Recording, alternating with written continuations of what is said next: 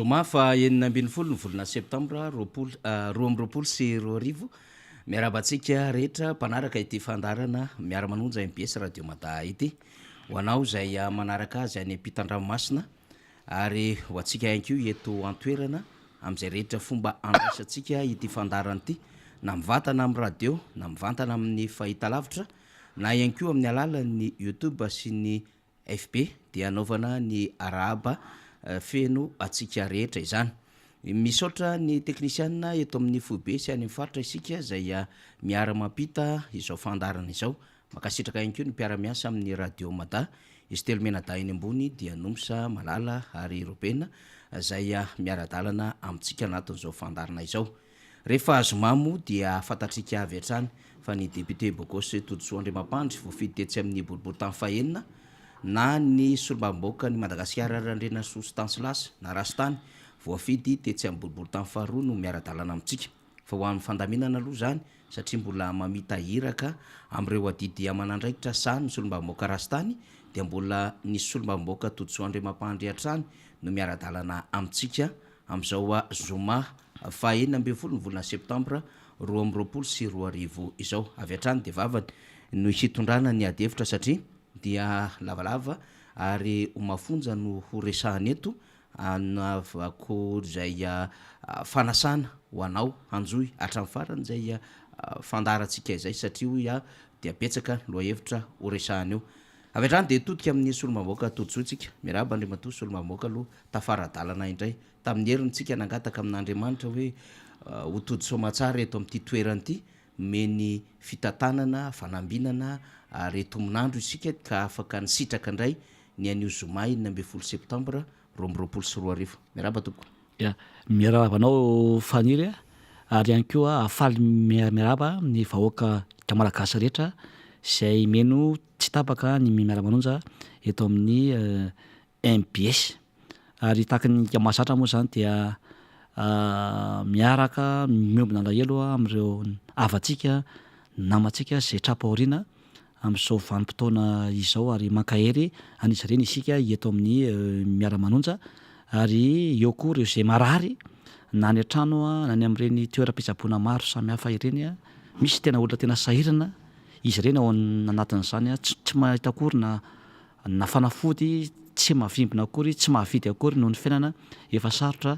dia mankahery anareo ary mitondra bavaka aminareo zany ao anatin'izay. Fantatra faniry fa tena mitombo hatrany ary tsy tapaka ary maro dia maro ny malagasy manaraka an'ity miara-manonjy ity na eto an-toerana zany na any ivelany ary tahaka ny mahazatra ihany koa izay anisan'ny andrasan'ny vahoaka malagasy amin'ny tenako izay eto dia be da be mangataka kokoa manokana ianareo fa rindrantsika moa zany lamina ny fotoana koa voafetra ihany fa dia hoavahana manokana androany kokoa manokana arabaina manokana izay na ny izay nahazo ny tsingeritaona androany miarahaba anareo rehetra izay androany 16 septambra anisan'izany i Totomely raha malala ny rina Emily izay mipetraka eo Varatetezana ary faly be zao izy faniry ary tsenam-poziny fa tadidy tsara ny anniverseranao ry Totomely dia mirary soanao ary iengany ianao mba ho ambin'Andriamanitra hatrany amin'ny iainanao rehetra ary hitombo fahasoavana hatrany ianao anatin'izay telo amin'ny fitopolo taona androany izy nefa raha mijery azy faniry mbola vao telo amin'ny efapolo taona mbola mipitipitika ary fantatra misy i Totomely zany tsisy zay tsy malala azy iny Varatetezana Ambodro Ambovandro Andramena iny Ambomanarina iray manontolo iny amin'ny fanaovany adidy ny fandraisany andraikitra ao amin'ny fiangonana FJKM Ambodroa dia ataony nandaniny ny fahatanyrany sy ny fahalehibiazany ao anatin'izay ary-mirasoa ho anao sy ny ataranakao. Eo ihany koa dia koko spesial ho an'ny abebelolona i abebezelona ry bebe rehetra izay miaraka tsy tapaka amiko faniry isa maraina amin'ny famangina isa maraina ary kokoa manokana ho anareo rehetra izay miaraka amiko manjato maro isika amanarivony mihitsy ary ny pitsapamaraina eny Ambomanarina izay anisany mampiavaka antsika zany le mifoha amin'ny 5 maraintsika mampahery ireo manana manjo rehetra ao anatin'izay. Kokoa manokana koa ny namana misy namana tsy tapaka tsy mifankafo izahay faniry zay hoavahako mareto a de kokoa manokana ho anao a i monsieur Arthur eo ihany keo a monsieur Alexa i Dafy Iva i Sandy miatrika zay namana tsy mifankafoy a ny iara-ny asa ary tena hoe nitovy tendro zany a mitovy fisainana mitovy fijery zany a de kokoa manokana ho an'izy ireny kokoa manokana ihany keo ho an'ny tantsaha rehetra eny Ambohimanarina sy ny tantsaha rehetra eran'ny Madagasikara amin'ity vanin'ny fotoana ity a satria fantatsika zany a fa tena hoe mafy ny mahazo ny atantsaha misy zao fotoana zao a de mankairy anareo zany a amin'izany asa zay mahatantsaha zany a fa raha efa tsisy ny tantsaha de tsisy ny famokarana ary tsisy ny fambolena azo ao anatin'izay ao anatin'izay atantsaha zay zay vahako maro dia Andriamatoa Rabarimanjato Claude Richard na i Dada Farado zay mpamboly tena matianina ary tena kalaza ao Ambatolampy Ambohimanarina izy no mipetraka sady tantsaha izy no manana an'izany fanisenteny zany a no mpanao adidy maraina tsy tapaka zany faniry a tsy tapaka zany a ao anatin'izay a ary anisan'ny tena hoe mamioditra eo amin'ny fiarahamonina zany Rabarimanjato Claude Richard de kokoa manokana koa anao ary meno tsy tapaka ihany koa zany a ny miara-manonja ao anatin'izany de kokoa koa ho anareo any ivelany rehetra any zay tsy tambisaina ny firenena any a Cassan any a Belgique any a Japon États-Unis La Réunion Maurice tsy adino ny anareo a de kokoa manokana zany a ho anareo ao anatin'izany ary farany de kokoa manokana ho an'ny mpiara-manao baolina amiko za moa dia miondana baolina mihitsy faniry manao foty ary indrosan-kerinandro a tsy maintsy manao foty dia kokoa manokana ho an'ireo mpiara-manao baolina amiko maro de maro hatramin'ny 90 taona miakatra hatramin'ny mbola misy efa 70 taona miakatra de miaraka eto daholo zay faniry a miara amin'ny lalao zany a indroa isan-kerinandro a ka dia mirary soantsika vahoaka malagasy rehetra ary mino sy manotena fa hatratra amin'ny farany a ny fandaharantsika androany a ahafahantsika mamakafaka ny zava-misy eto amin'ny tany sy ny firenena eny any raha ny kokoa moa zany a dia tsy lany izy ato satria tena maro de maro misy de bety hoe totsoa ao anatin'izay kokoa zay de hiverina ho isika zany fa samy nahazo ny tandrifiny a isika rehetrarehetra zay nanaovana an'izay fiarabana izay de asese am'le hoe aloha ilama de aleo isesy manaraka zany fa député Bogosy koa efa eo a maromaro ny zavatra resana anaovako tsetsatsetsatsyaritra rehefa avy eo ny zava-misy eto amin'ny firenena fa alohan'ny idirana am'izay aloha député Totsoa tahaka ny mahazatra i le hoe ny asa tsy lany ny amin'ny ezaka ataon'ny solombavam-bahoaka satria de efa diso fantatry ny boribory tamin'ny fahenina fa itodsoa zay rehefa resaka sosialy ary itodsoa zay rehefa resaka vahoaka sy fiarovana vahoaka ary fanampiana vahoaka inona indray ara masaka azo aroso inona indray no efa ketriketrehana hanomanana ny herinandro manaraka député Totsoa ia taky ny mahazatra moa zany dia no fangatahany vahoaka de hoe mba aseho eo monsieur le député ny sationany a zavatra ka nataonao tamin'ity herinandro ty a de tahaky ny mahazatra moa zany raha mbola eto isaka zoma de tsy maintsy asehoantsika ny vahoaka zany a eo moa zany a fantatsika fa fidiran'ny mpianatra mihitsy zao ao anatiny a dia amanjatony zany a reo mpianatra zay tena sahirana reo hitantsika zany a ny sationany sahirana de sahirana tsy manana akory ny fitaovam-pianarana na ny kitapo io a na ny cahier io a na ny stylo io a na ny crayon io a na ny gomme io a na ny crayon de koa de nahazo an'izany daholo zany a reo olona tena sahirana zany a teny Ambohimanarina dia nahazo faly daholo zany ankizy jerevantsika zany ny fahasanan'le ankizy a dia nisy koa zany reo ray aman-dreny zay no mimena vatsy no mena lera vola satria be da be no tsy misy hoanina zany a dia nanolotra an'izay koa zany a ny tena koa zany a mba ho tombotsoa zany a hoan'izy reo zany ny sationana cahier sy ny cartable zany a zay nahazo daholo a am'le tena qualité mihitsy a io zao a ia dia nanolotra an'izany ary dia eto dia mirary soa ho an'ny mpianatra rehetra eraky ny nosy a mba ho tafita soa tsara zany ianareo am'izay fianarana zay fa tsy misy ohatran'ny fianarana raka izy a ny alova tsara indrindra zany a mba ahafahantsika miatrika ny fiainana ho avy rehetra ao anatin'izay koa dia eto aho zany dia manao antso avo any ho an'ny fitondram-panjakana mba hijery akaiky ny mpianatra zany a ao anatin'izay satria tena potehana mihitsy a ny fanabeazana eto Madagasikara ny rafim-pampianarana ny politika ny fampianarana ny tena hoe saraminy hoe oabaoaba-dona mihitsy ve le mpianatra ao anatin'izay ary tsy misy mihitsy zany hoe fanampiana azo avy amin'ny mpitondra zany a ao anatin'izay satria tena mahatra nke le vahoaka am'izao fotoana zao e raha mijerena mba manarina manokana zao tsika fanitry asiko fitenenana foy a sady niditra mpianatra volana septambra de amin'ny fotoana ny fanitsana mihitsy zao eny aminay eny Ambohimanarina iny am'le betsy mitandratra rehetra sy ny lany eriny zany a am'izao fotoana zao de ao anatin'ny ny fanitsana satria vary aloha zany a no ataonay atatsaha ao anatin'izay zany isana zany a dia tokony nanomboka 15 août eo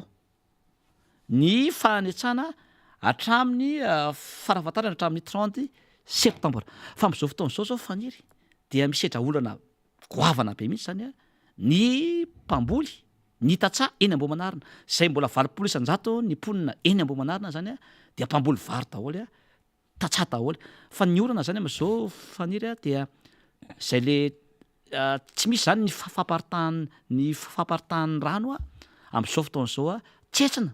ny ankamaroan'ny kanal rehetra tsetsiny zozoro a ny tsikafona am'izao fotoana zao zany a de mbola betsaka zany a tsy tafiditry ny rano zany a ny tambary am'izao fotoana zao koa dia manao antso avo a ho an'ny totompona andraikitra ho an'ny apipa ho an'ny ministera ny fambolena ho an'ny fanazarina ny tany ho an'ny commune urbaine Tananarivo e mba ajereo e fa le maky be tsy mitatatra zany nge zany nge ny mamelona ny faritanina Tananarivo manontolo sy ny manodidiny la ny era rehetra zany nge ka ahoana zany a tsy arindranareo araky ny tokony izy tsy aparitanareo araky ny tokony izy ny rano raha tara matsy faniry ny fanitsana de misy vokadrasiny ke zany amin'ny fiakaran'ny vary satria tokony eo am' janvier eo faniry na février farafatarany zany vary aloha eny aminay eny Ambohimanarina sy ateroko zay fa raha tara zany ny fanitsana am'ty de ho dibo-drano zany a ny vary dia aiza zany de tsy misy vary zany a zara fa isy vary mikakana zany a ho an'ireo mponinareo nefa io vary io ny tena fivelomany mponina eny aminay eny Ambohimanarina sy ny faritra ateroka manontolo iny ka de manao antso avo anareo ao ry tompona andraikitra isanisany zay nge faniry mahatonga anahako sy ny mpiara-miasa amiko e tsy asan'ny solombavam-baoaka zany fa manao antso avo aho de manao antso anefitra rehefa tsy mandray andraikitry ianareo anatin'izy zay nge mahatonga na député de Madagasikara ry a miosina miaraka amin'ny tatsaha e zay nge mahatonga ana reny hoe tsy vinareo le asanareo de ny tenako no midiny fotony zany a manala tsikafina midina any amin'ny rano maloto manetsa manampy ny tatsaha arak'izay vitako zany a ao anatin'le izy ka de miteny anareo indray zao a rehefa tsy horaisinareo le izy rehefa tianareo vonona ny tatsaha iny aminay eny Ambohimanarina sy ateroka de miantso ny tatsaha rehetra aho andao tsika e ny tatsaha de mandoa etra nge anakaramanareo ministèran'ny fambolena sy ny apipa sy ny ministèran'ny fanazanany tany sy commune urbaine Tananarivo analany zany tsikafony zany e sy tokony arindranareo ny rano e sy anamboatra ny vavarano ianareo e rehefa tsy anao nareo de miantso indray a ny tatsaha tsika manakaramanareo a rehefa tsy anao reo de andao tsika hiara-idina indray miaraka amiko a anala zany tsikafona sy ny zozoro sy anavao ny kanal zany a fa raha reo no endrasana de maty mosareo ndraisantsika anatin'izay ka de manao antso avo a raiso ny andraikitra reo am'ty weekend ty am'ty a de raiso mbola manana zoma sabotsy alady ianareo rehefa tsy anao nareo de amin'ny herinandro indray aho de hidina eny amin'ny tatsaha eny atambary anampy ny tatsaha arak'izay vitako zany a satria tsy andray andraikitra misy ve nareo raha tsy za député no mampiseho modely ho anareo tompona andraikitra zay tokony anao an'izany e ny tatsaha efa sahirana ry ny vidim-piainana efa miakatra ny fidiran'ny mpianatra efa tena hoe manahirana ny ray aman-dren'ny mpianatra miampy le fanetsana faniry sy andaniana vola mankarena koa nge io faniry de mbola ny andraikitrareo am'izay fanasaran'ny kanal sy ny fanaparitahana ny rano zay zany a mba araka ny tokony izy a tsy vitanareo koa dia meko tenao andro ianareo efatrandro farafatarany satria efa tara ho azy ao ny fanetsana rehefa tsy anonao nareo a hidina indray a iny fotony hiaraka ny mpiara-miasa amiko zany a anampy ny tatsaha na de tsasako ary zany a de ataoko zany mba ho fanavotana ny tatsaha sy ny vahoaka anamboamanarina faniry. Eny ary zava-dehibe zay ho an'ny vahoaka anamboamanarina ary everitsika koa député Tojoa fa tokony voarainy reo everina fa manam-pahefany zany afaka mitondra ny anjara biriky ny am'izay tena hoe asa nametrahany vahoaka azy zay io moa ny solombavamboaka ihany koa de miomana ary efa fiantahatany vahoaka kanefa na izany ary mametraka an'izay tsipiteny zay eo an'izay tena hoe tompona ndraiky pahefana anao izany fa na izany naty zany de ny fahavonona ny député Tojoa mipetraka eo foana ity le tsetsatsetsatsyatra député Tojoa idirako amin'ny raharaham-pirenena mandeha be ny resaka am'izao fotoana zao fa hoe mety hivoaka ny ampitan-dranomasina ny filoham-pirenena ary mety handray anjara amin'ny fandevenana ny mpanjaka vavy Elisabeth faharoa zay mpanjaka ny Angletera ny fomba fijerinao mahakasika izay alohany teny hidirantsika amina zava-misy aina firenena député Tojoa. Ya alohan'ny amariko an'izay faniry dia tsereratsiaritra zany a ho zaraiko amin'ny vahoaka namboamanarina ao amin'reto resaka tsy fandriam-pahalemana koa zay iangatahana voaka mba ho ilazako eto zany a efa manao zay ho afany a zany a ny ao amin'ny commissariat de police ao amin'ny 6e arrondissement fa tokony ampiana zany a ny fitaovana sy ny élément ao anatin'izay ary eto zany dia faly amin'ny lazan'ny vahoaka namboamanarina fantatsika fa tao anatina telo taona aho ary ny tenako nangataka teny amin'ny sisy vatsy teny anivony anty miera-pirenena teo amin'ny lohan'ny ministra zay filaminana ny polisy pirenena hoe asio poste avancé eny andrefana sy ny aty atsinanana de tamin'ny herinandro moa zany a faniry zao vao nivalina izy efa tonga ny tompona ndraiky raha nanatona ny tenako zany a dia efa vitako soni zany a efa vitanay tompona ndraiky zay rehetra soni zany a satria noho ny fangatahako a de asiana poste avancé fa le zany no miteny ny irana aty andrevana rehetra iny Ambatolampy Avaratanàna Nandramena Ambodro Ambaravarankazo Ambova Avaratetezana fa dia isy poste avancé manokana zany a eo Ambatolampy a ary tsy hoe raha zany a dia ho ataontsika zay vato fototra ao anatin'izay ary sao de isy iteny ndray hoe iza ny nanao an'io iza no nangataka an'io fa fantatry tsara eo zany a amin'ny oronam-peo sy ny oronan-tsara rehetra sy ny fitsanganana ny tenanay zany a fa ny tenako no nangataka an'izay hoe poste avancé a fa tena be da be ny tsy fandriam-pahalemana amin'izao zany a eny aminay ary mbola nangataka koa ny amin'irany atsinanana hoe mba atao eny ambony mitsinjo eny le izy a na eny ambony miadany eny le izy a de efa niresaka tamin'ny commissaire moa zaho a fa mbola eo am-pitadiavana mafy ny tany zany a anaovana an'izay zany a eny amin'irany atsinanana aza matahotra nareo vahoaka fa raha mbola eto de tsy amelantsika mihitsy marary atsika tsy maintsy mandonina nalatabatra aho tsy maintsy mampiakapeo aho zany ary tsy maintsy avokako rehetra amin'ny aina manjery rehetra zany a ny zava-misy ao anatin'izay koa de misy manantena aho fa dia ho tanteraka somatsara aloha zay poste avancé ho an'ny ilany andrefana izay a ary tsy hoe la efa vita soni ho ala izy zany a de anomboka zany a zay fananganana ny poste avancé a eo Ambatolampy zay zany faniry a zay vaovao lehibe zay Ambatolampy tamboamanarina zay zany a ary dia makasitraka sady a za zany a na tsy mitovy azy ny hevitra fa rehefa manaiky kosa ny zavatra tenenina kefa mba nanaiky ny ministera zany anao an'le izy a de ankasitrahana zany le izy fa aza atao elantsony le izy satria efa telo taona izahay ny vahoaka namboamanarina zay mipetraka eny Amboamanarina no nangataka an'zay zany a de aza atao elantsony a ny fananganana an'izay a sy ny famitana an'izay de mbola mangataka amin'ny irana atsinanana mila poste avancé koa zany a zay tokony ataontsika eny ambony mitsinjo a sy ny manodidina iny amaly an'izay teninao zay ndray faniry resabe mihitsy zany am'izao fotoana zao hoe mieritreritra no andevina ny mpanjaka vavy Elisabeth de ny filoham-pirenena de hoy aho hoe rehefa any zany ny maty de ho pingapinga ery zany a andevina fa rehefa vahoaka malagasy maty firy teny Kongo efo 30 no maty latsaka kely tany Kongo tsy tonga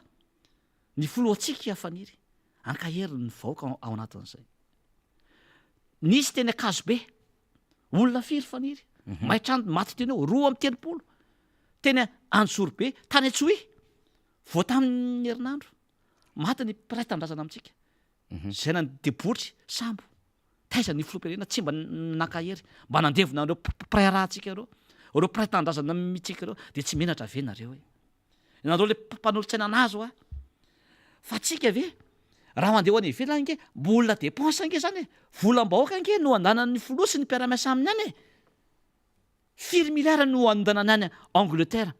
andevina ny mpanjaka vavy tsy manamaivana akory no fahafatesany fa hoy izy aho hoe lara-pahamehana hoe zany mandeha fataratasy ianao fankiresana nge de efa ampy zany raha diplomatie e hoe de makahery miara-miombina lahelo ny vahoaka any Angleterre izay malagasy sy ny filoham-pirenena de efa mba ampy zay ianao tsy mpikambana akory le firenenao amin'ny Commonwealth mbola tsisy ny hoe tena hoe fiarahanao mivantana tamin'le mpanjaka vavy inona ny alian zany ao anatin'le de eta zany de miteny so mbola misy lara-pahamehana tokony atao mihoatra noho izany tsy arevi loha le vahoaka malagasy zay mosary any atsimo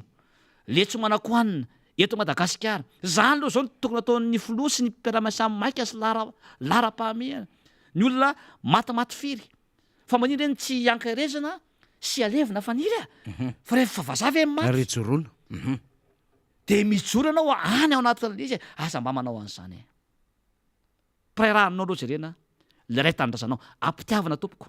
ampamendrehana Andriamatoa ny teny anako aminao mbola afaka manday ianao am'le eritreritra ao zany sy eritreritry ny mpiaramiasa aminao falahelo ny vahoaka malagasy indrindra reo vahoaka malagasy ny arabona ny fianakaviany sy ny namany ao anatin'izay fa maninona ianao tsy mijoro tamin'ny vahoaka tany Antsohi zay mampolo ny maty rendrika tanaty sambo tany Kongo von'olona maro sady mandany vola mpanjakana zany ny atao amintsika ry tsy jerevanao ve de ny olona hafarindray zany no ale ao anatin'le teny ampitiavana ny ahako ary teny ampamendrehana ary teny mahitsy zany no ataoko ho an'ny filoha sy ny mpiaramiasa amin'ny faniry ao anatin'izay satria zava-dehibe an'ny malagasy tokoa zany mifandao misaraka tany zany depute Totsoa ianao ara moa zany azo lazaina fa solombavam-bahoaka misy an'le kolotsaina eo ihany ny any Ambohimanarina sy Ateroka dia tsy maintsy mamea an'le fotoana hoe mitsapa maraina adidy lehibe zany rehefa mpitatana naiza circonscription ary na inona na iny indrindra moa zany tena hoe filoham-pirenena ianao solombavam-bahoaka isan'andro ary mety tsy fantatra akory le olona nodimandry fa mahatsapa le adidy amanandraikitra de tonga de filoham-pirenena ve de tsy atsapa ary indray mandeha nge namoaka tao anatin'ny compteny izy mahakasika ny zava-misy tany Kongo de tsisy toy antsony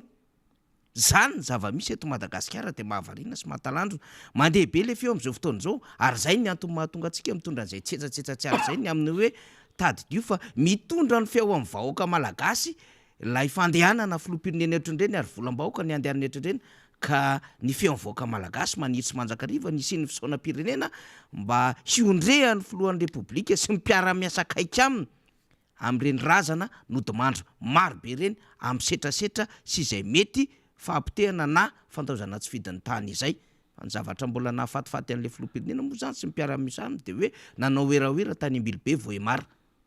ao anatin'lay razana ao anatin'lay mbola fisaonana mainty ho an'ny vahoakany Kongo ary fantatsika teo ny zava-misy tany Antsohi depute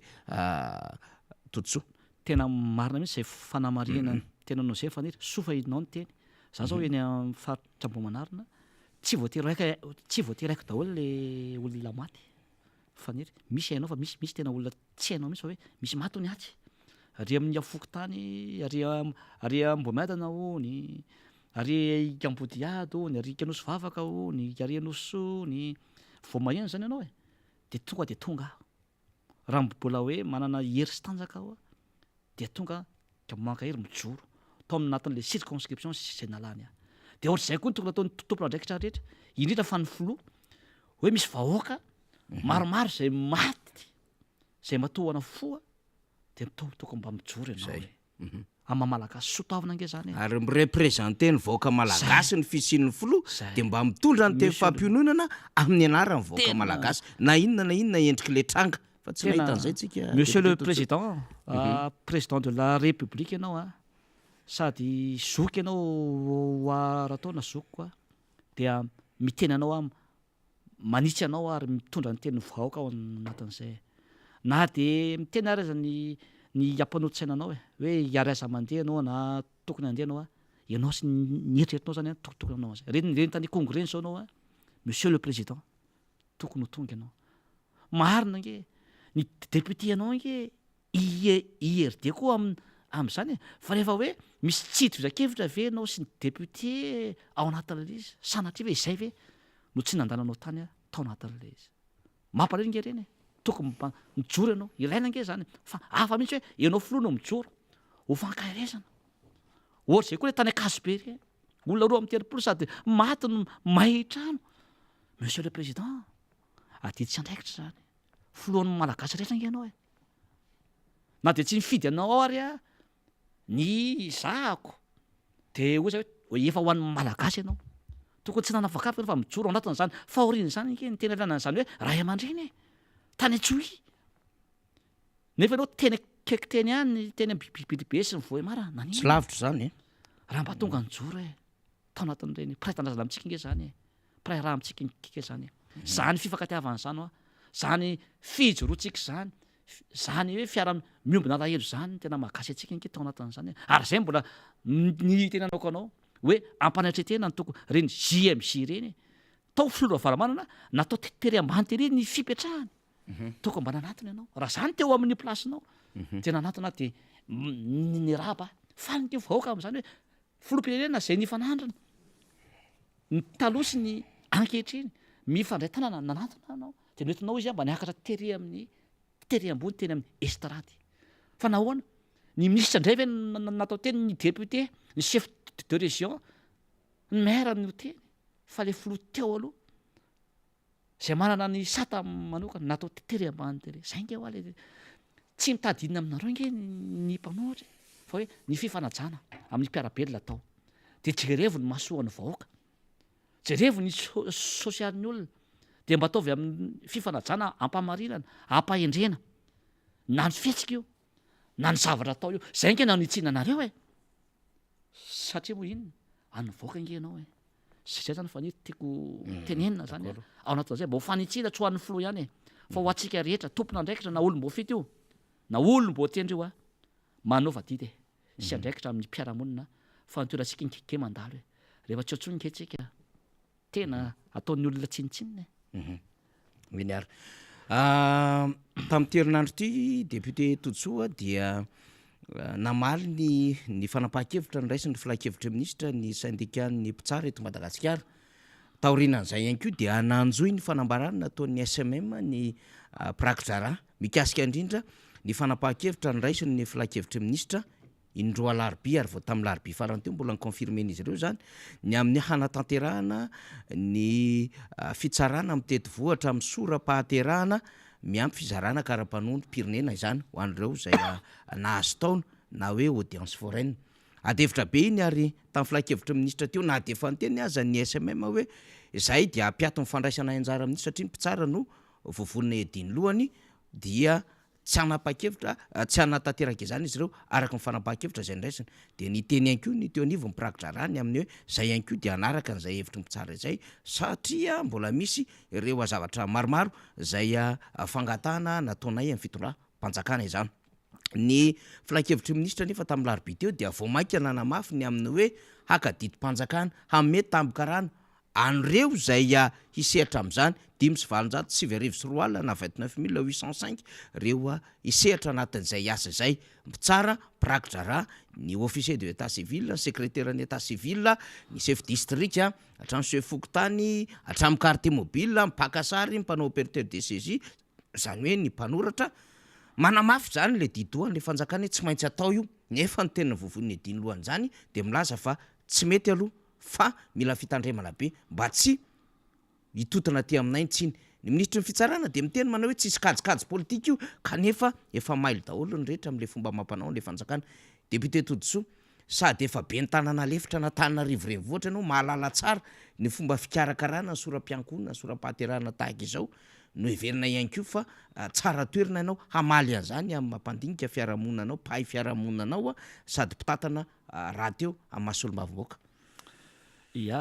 misaotra anao fanera am'izay fanamarian'izay fa ty resaka jugement supplétif ty zany dia misy lalàna zay tokony arahana ao anatin'izay. Ny lalàna zay tokony atao zange ao anatin'izay de zao hoe tsy maintsy tokony isy mpitsara anao an'izay satria misy didy mpitsarana avoaka nge rehefa anao nio tsika fa tsy vitavita ny aty amin'ny sefika fokotany sy ny distrika sy ny karazany nge no anao an'izay ary matoa ny syndicat ny mpitsara zany a namoaka an'izay tsy anao an'izay zay a de misy antony tsy mazava zany ao a tsisy mangarara zany ao a zay ataony ny mpitondra am'izao fotoana zao ary io zavatra io de tokony atao lalàna velona nge zany efa ho avy nge zao ny amin'ny volan'ambony ivory ny antemera rototy de inona ny tsy andrasana ao fandrafetana ny lalàna atao ao anatin'izay ka eto zany a dia tena ho apetraka zany ao anatin'io fa hoe matoa izy manao tervemanta de misy antony ao misy raha latera ozy ny fitenitsika tanora azy ary ny zavatra ataonareo amin'ny conseil des ministres nge de tiatavana ho sandaina vola ve ny mpitsara hoe misy indemnité omenanareo raha ohatra ka hoe asa fataony asa fataony andavanandro ary tsy maintsy misy nge zay solon-tsakafo sy ny kazany indemnité zany ao anatin'ny reny tsy mila tenenina kory zany fa zany hoe ho ampitombona ve zany le indemnité de sandaina vola le mpitsara de avo izy anao zany ao anatin'le izy zay ve nidikan'ireny mahagaga hoe zavatra ohatra reny ve no alefana anatina conseil des ministres malasa saina zany le izy ka eto zany a de tiana tenentsika fa mila mailo tsika isika vahoaka mihitsy atra ny fotony atrany anivo ny fokotany ny fokon'olona de mila mailo tsika zany a am'ty fifidianana zay ho avy ty zao tsika de efa mila mailo fa tsy hoe tonga le fifidianana vo mailo tsika fa alohany ao anatiny le fifidianana ary ao arinany ny tena tiandrareo atao am'ty nge te zao hoe miainga amin'ny lisym-pifidianana ny alabato zay tiany zareo atao zany a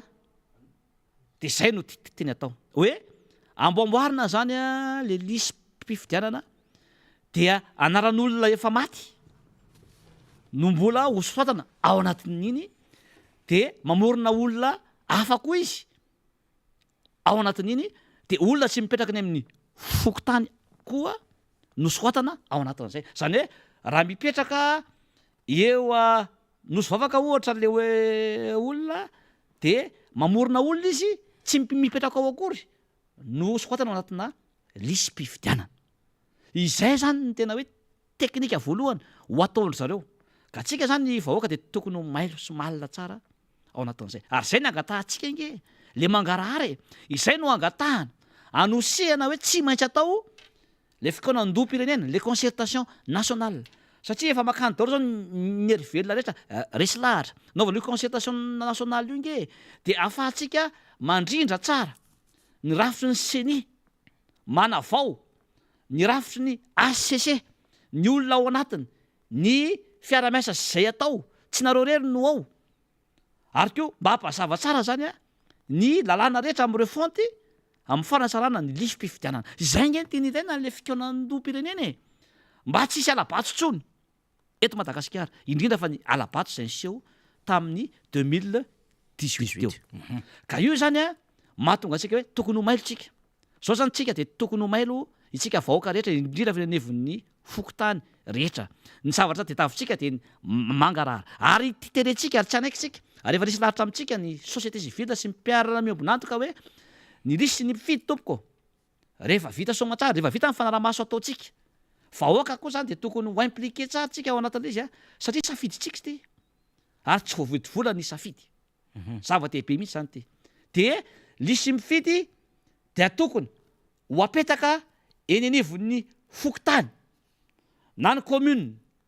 na ny bureau-mpanjakana rehetrarehetra ary tokony alefa any am'ireny tabazotra sy ny internet reny a mba ho hitantsika tsy kararay avy hoe iza ny lisitsy ny mpifidy satria ny olona mipetraka any amin'ny fokotany nge mifankalala daholo ny ao atsy misy ao avaratra sy ao sinanana sy ao andrefana rehefa misy olona hafa de hitantsika hoe le osika hoe izy ty olo ty loatrano aizy ty efa fantatsika daholo eo anivony ny fokotany loatrano zay misy atsika de tsika ihany no mipetraka amin'izay loatra am'izay raha misy olona afa ka hoe ao loatra amitsika de tsika am'izay a no mijery ahoany ty zay le anomaly itsika resy no manaramaso an'izay ary zay zany ny zavatra tsy maintsy anisany angatahantsika zany a ao anatin'ity fikaonandoha pireneny ity tsy maintsy mipetraka zay vao tokony alefa io fifidianana io fa tsisy anaiky fifidianana andeha am'izao fotsiny efa fantatra nge nataonareo teo aloha nge defa hoe tamin'ny fifidianana filompena teo 1,200,000 ozy ny folohan'ny seny lefitry ny seny teo aloha ny doublon zay nataonareo zao nareo de efa eno hoe 3 millions ny karapanondro hafa sy ny olona hafa zany atsofoka nanty amin'ny lisy mpifidianana de mavita premier tour nareo ao anatin'izay eniny daholo nge zany ary ny olona aminareo ihany nge no mamoaka an'izany aty miinforme anay ary efa tonga zany efa fantatry ny mpiara-miombonantoka rehetra zany sy ny société civile zay nge no mahatonga ny société civile ny mpiara-miombonantoka ny union européenne tsy mahatoky anareo nanao an'ireny fanambarany reny hoe tokony tsy tanila ny seny ny ACC ary misy zavatra tsy manjary fa tokony hiditra amin'ny resaka débat ozy nareo fifanakaloza-kevitra afahana manao an'io fifidianana io ka zay zany a no mahatonga antsika tsy anaiky tsony zay mahatonga ny mpanao politika ny akamarony am'izao fotoana zao ny société civile ny mpiara-miombonantoka any ivelany hoe tsy mety kosa zao rafitry ny seny izao a zao ny fifidianana zay ho atao zao a ny ty rafitry ny ACC ty a ny lisy mpifidianana ity a fa mila zany a atsaraina mila mamandry anjara ao anatin'izay daholy na ny mpanohatra io na ny mpitondra io na ny société civile io na ny fiangonana io zany a mba miditra ao anatin'izay daholy a mba hafahana zany a mba hoe fifidianana madio sy mangarara no atao zange no angatahana ny mpitondry tsisy mangataka amina miliara aminareo hoe meo amina miliara tsirairay daholy izahay fa mba mametraka zavatra tsara fa mametraka zavatra tsara tsika ho an'ny firenetsika mba zavatra madio zavatra mangarahara ampamendrena no ataotsika de mba tsy faly vetsika tsy fiara vetsika hoe malany a de amina fifidianana madio de ary le vahoaka aloha ifidy amin'ny safidipolo le vahoaka de aza vilivily le zony le safidy a zay natao zany mandrava safidy zangy sady mba miditsy safidy zangy tena famonon'olona faniry de zay tsony zany no tsy tseky atsika eto amin'ny tany sy ny firenena tsy siakasezana nareo zany ao ny an'ny sasany a matahotra le membre gouvernement sy nao io fikanandoam-pirenena zay voizin'ny mpanohatra sy ny société civile sy ny comité international io nge hoe fidadava tseza de iary tantana tsy ary tantana aminareo zany zay efa firy mois sisy tsy ampy ataona tsony nge sisy nareo ny eo ko angataka fiara am'tantana zay alohanay miandro fifidianana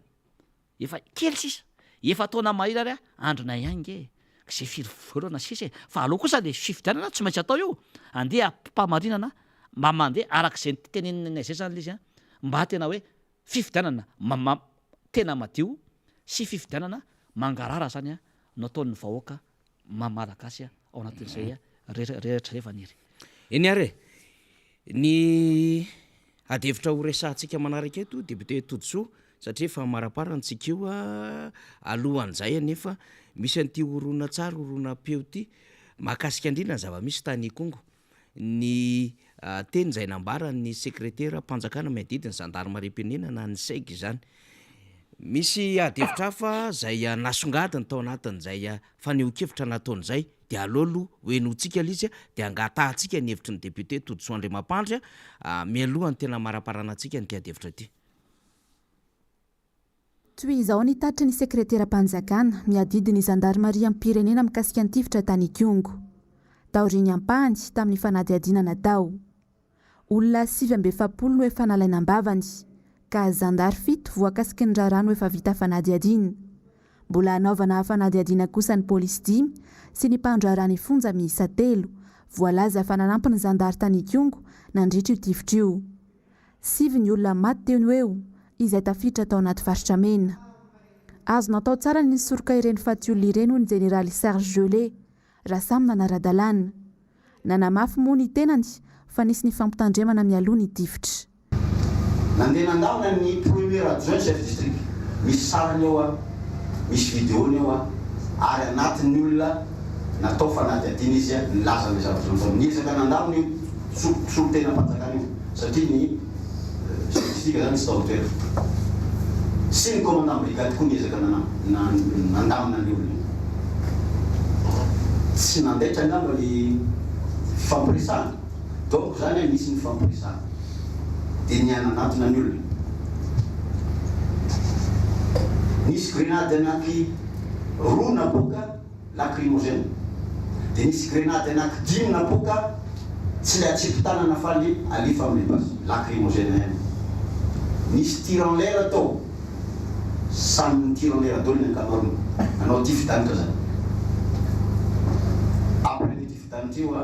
dia nisy miteny hoe rano tsy mavola manko zany ary zay no manahirana amin'ny ty fidanitra rehefa maintien de l'ordre ty mantsy efa karazana maintien de l'ordre dia mietrehitra le olona hoe tsy mahasamytifitra dia lasa mety misy le atao hoe psychologie de la foule ny zavatra fantatra zany tsy voatana le olona na dia nisy zay ambaratonga zay izay ny valin'ny ampahany fanadihadiana nataony zandary toy izao kosa nefa nambara ny mponina tany Ikongo isa nanatry maso ny zavaniseho ery amin'ny vavahadin'ny gendarme le zay nanaovan'le zone rouge ambadika ao gendarme dia nandefa solotegna 3 lahy ray aman-dreny ifampiraharaha mba hamoahana an'le dahalo dia ny fitahina zany ny vahoaka ary nisy filazana hoe asangany aby ny armanareo magnantogna ty anareo magnantogna ty am'izay dia nagnantegna zany ny vahoaka fa hoe hamoaka ny dahalo dia nisy ihany le sommation nisy le sommation fa sy raha fantatry ny ty moa zay hoe misy sommation na sasana am'izay dia raha nisy sommation dia nilefa satria sy mbola mahino pobasy firy ny aty satria atany zone blanche taloha dia raha nilefa ny olo dia lasa am'izay ny rafale avy aty afara rehefa be ny ripaka teo rehefa nangingigna tonga dia nafindra ny gendarme aria afaran'le materia lay zone rouge ary dia nahita masony kabla tady voaly natao teo mihitsy ny vatategnako zao mba ilazana fa hoe tao agnatin'ny zone rouge no nahafaty ny retolo reto fa le re olo sy ny antameny zone rouge mihitsy dia polisy pénitentiaire gendarme zay niarany tifitra tamin'ny fotoana io dia misy aza olo iasena hoe mba tahita raha maresadresaka dia voatifitra aby ohatraohatran'izay zany ny fitrangazavatra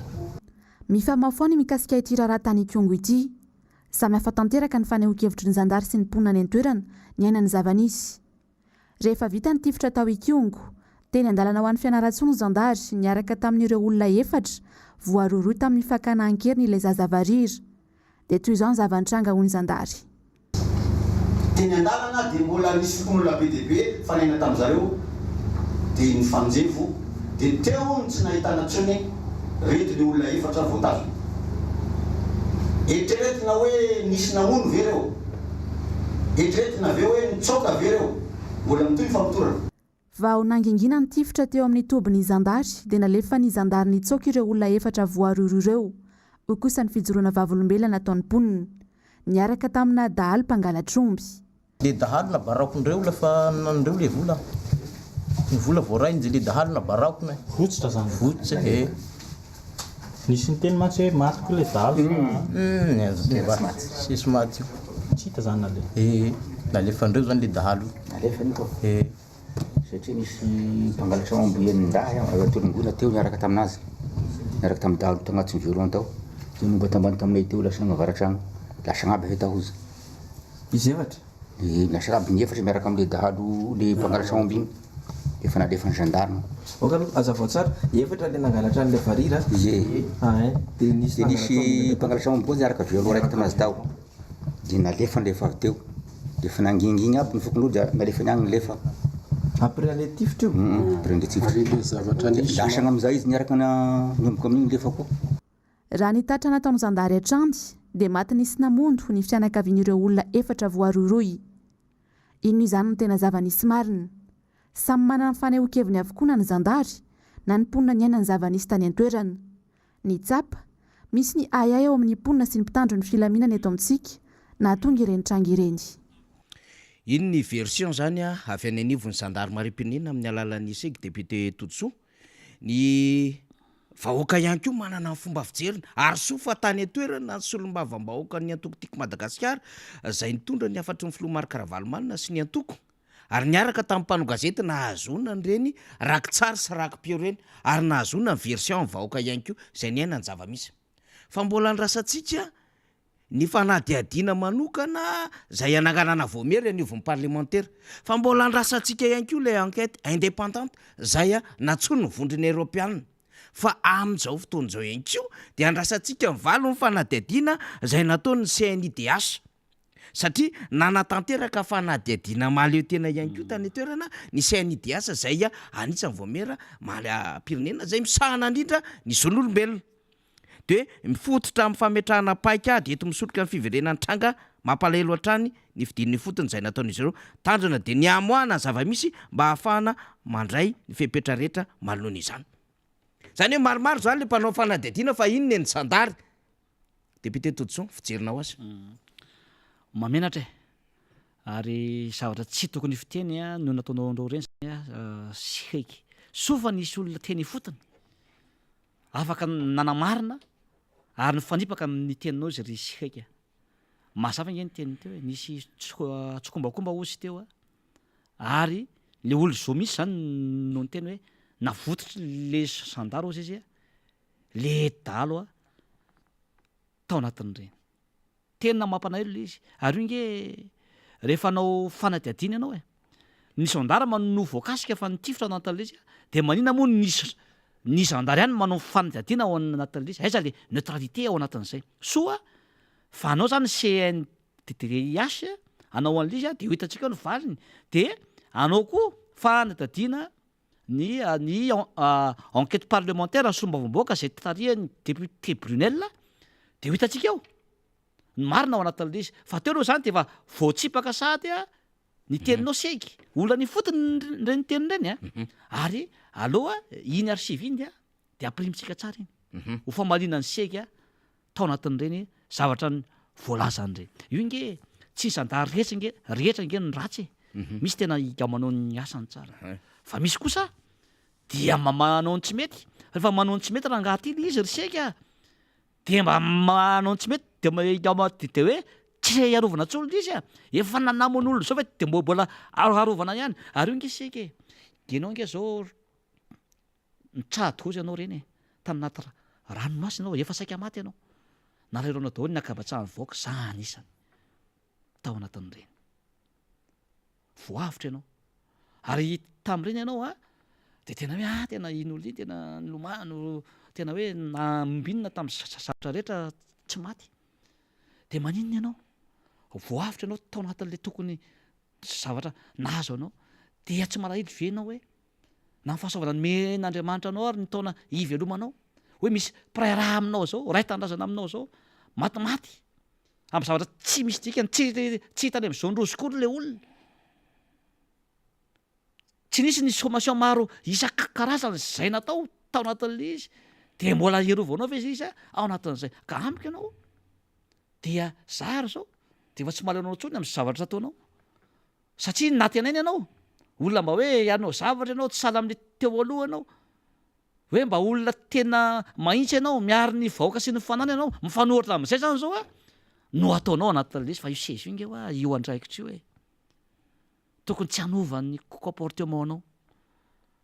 fa rehefa mahazo an'le andraikitra kely ka elaelany ao de miova daholo indray ny langagenao ny comportement anao zavatra hietretina aminao le zavatra mba tsara atao aminao zao lasa nesolo mivoaka aminao ndray zao le izy am'izao fotoana zao de ho hitantsika eo fa de hoy za hoe sondray atao velanjavina ny enquête parlementaire zay ataon'ny solombavamboaka efa marimantsy zay no miresaka zao faniry fa betabe ny solombavamboaka rehetra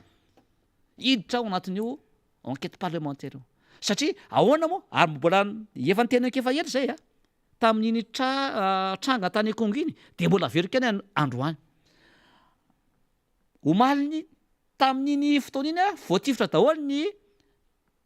maro ny olona voatifitra tao Ikongo izy moa tsy miteny atsika solombavambahoaka reo hoe any amin'ny district atsika ho ataondry zareo an'izany koa ny vahoaka atsika raha tsy mitandrina de anaiky lebenana amin'izany fitsika fa raha tsy mijoro isika solombavambahoaka iaro fa manao ana ny solombavam-bahoaka IRD député Brunel maninona misy filitsika ny solombavam-bahoaka IRD izy a ny député Tim mandray Veranga no tonga tany Kongo tena hoe zay hoe tsy azoko tsonga ty hoe ahoana ary zany e ny député Tim mandray ny solo tena député Tim mandray no tonga tany solo tena ny Flora Valamanana sy ny Tim sy ny fanoerana ny tonga fa taiza ny teo amin'ny fitondrana ny olom-boafidy e manahirana izy ty faniry fa rehefa tsy mitovy hevitra aminao ve na IRD rehefa izy ka misy zavatra hoe tranga mahazo de tsy mba hijoro ve namana ve ianareo anao ao anatin'izany e namana tompoko de ao anatin'ny fahoriana ao anatin'ny tena hoe fangirifirina no atsapana ny hoe tena namana rehefa tonga amin'ny fahoriana ny olona ny fangirifirina zay mahazo anao mamonjy anao amin'ny sarotra tonga mijoro zany natao hoe tena namany ty na tena havany ty fa nareo solombavam-bahoaka IRD sy nareo amin'ny fitondrana taiza tamin'ny zavatra mitranga ao anatin'izay ka teny zany a atsipy ny ahako fa sao mantsy le enquête parlementaire atao sao de atao velan-javona sahala amin'ny enquête parlementaire nataon'ny député Narson zay voafidy tany an-tany fotsy amin'ny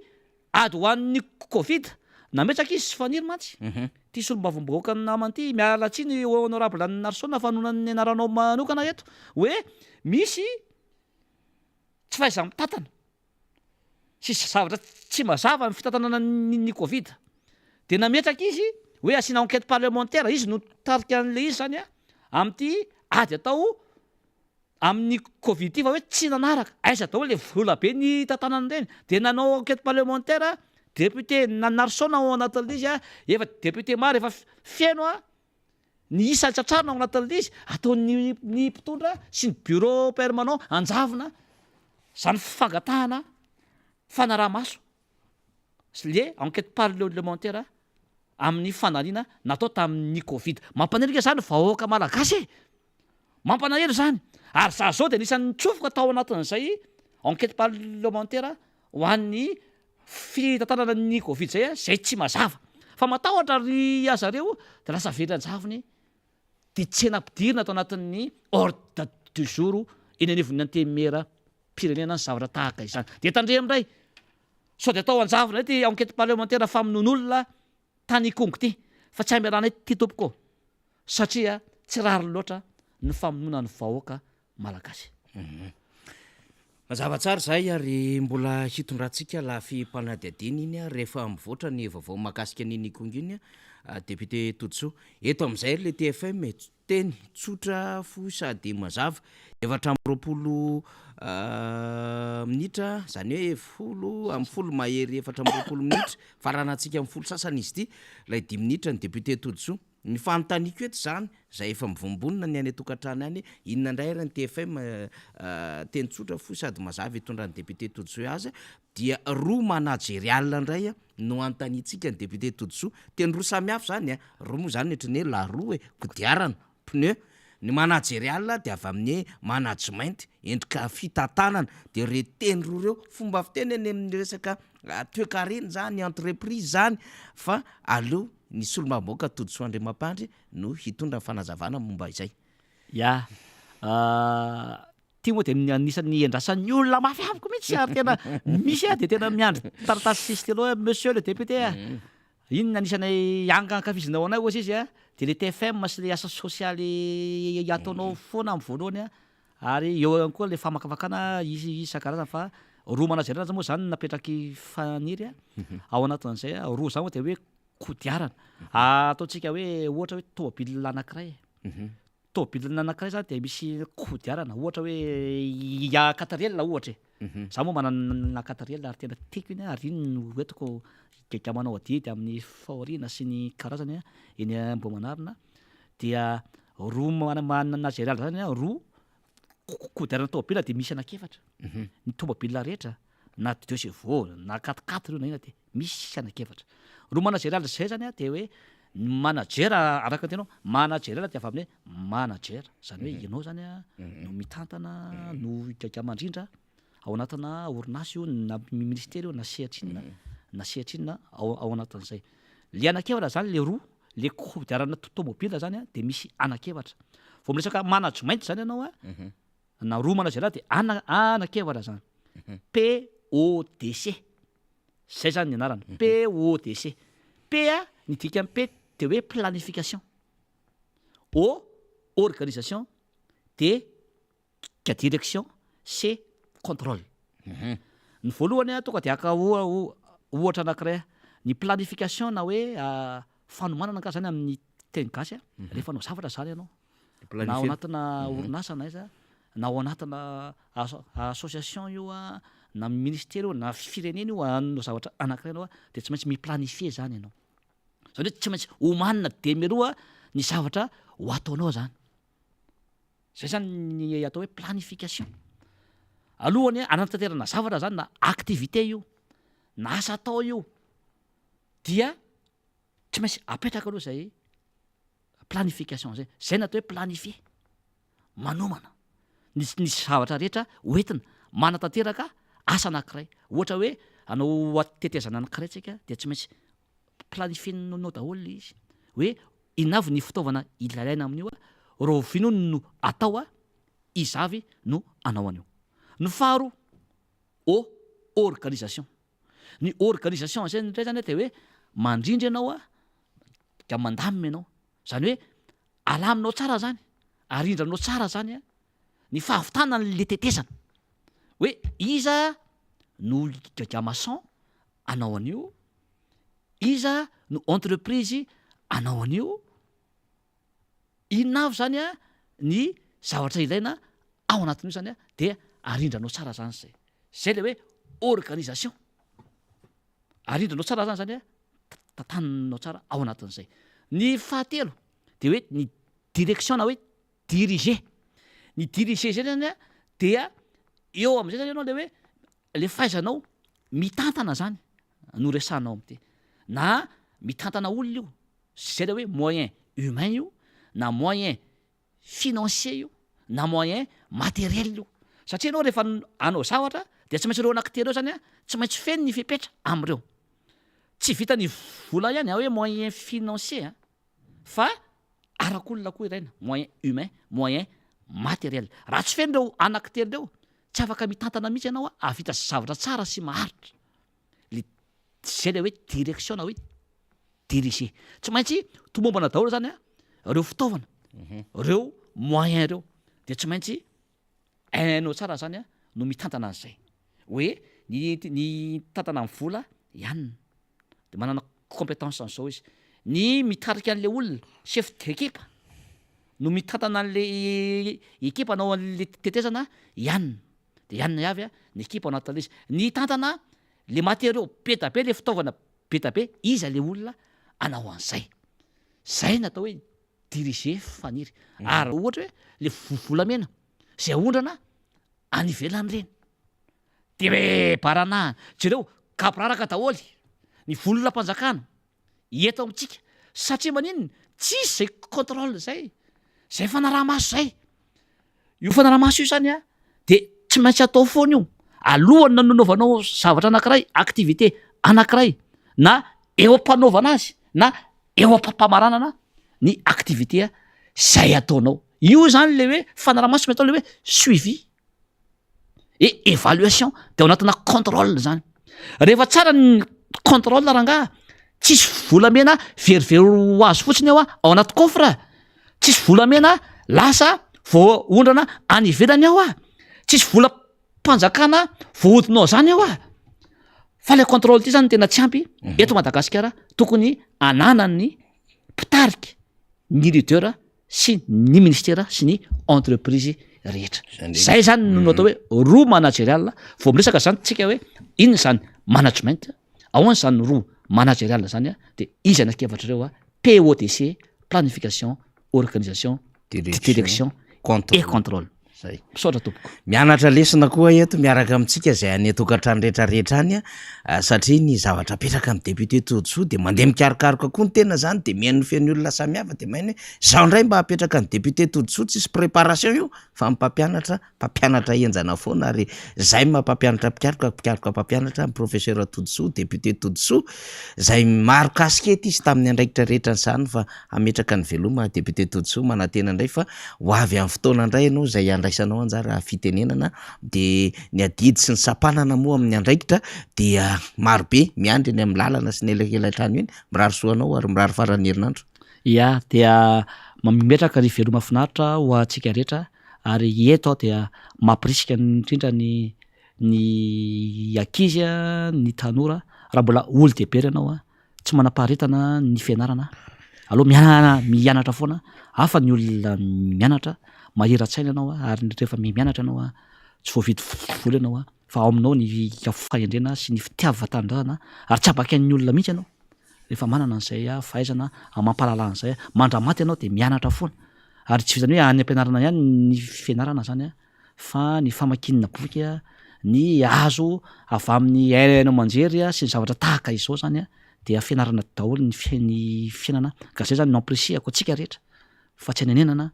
ny fianarana zay ny ratovintsika ary ny fahalalana zay azontsika zany dia tokony tsy hokobontsika samyrery fa tokony ny zazary atsika ho an'ny fiarahamonina sy ny mpiarabelona ary zay no natonga ana naka le teny filamatra hoahako ary hozareko amin'ny mpiarabelona na aiza rariako na inona nataoko dire hoe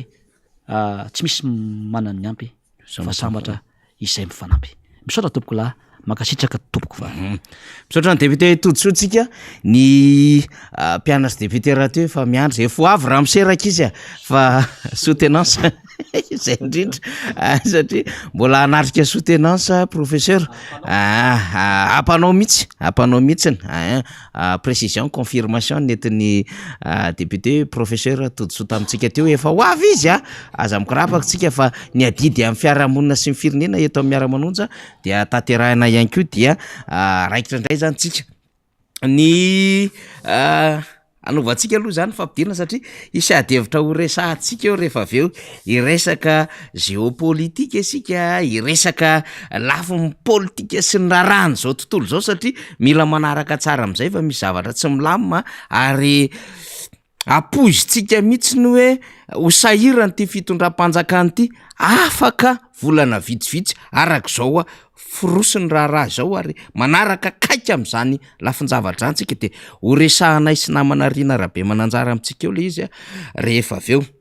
ankoatran'izay dia hiresaka lafin-javatra hafa isika satria amin'ny akabeany zany de ohatrany hoe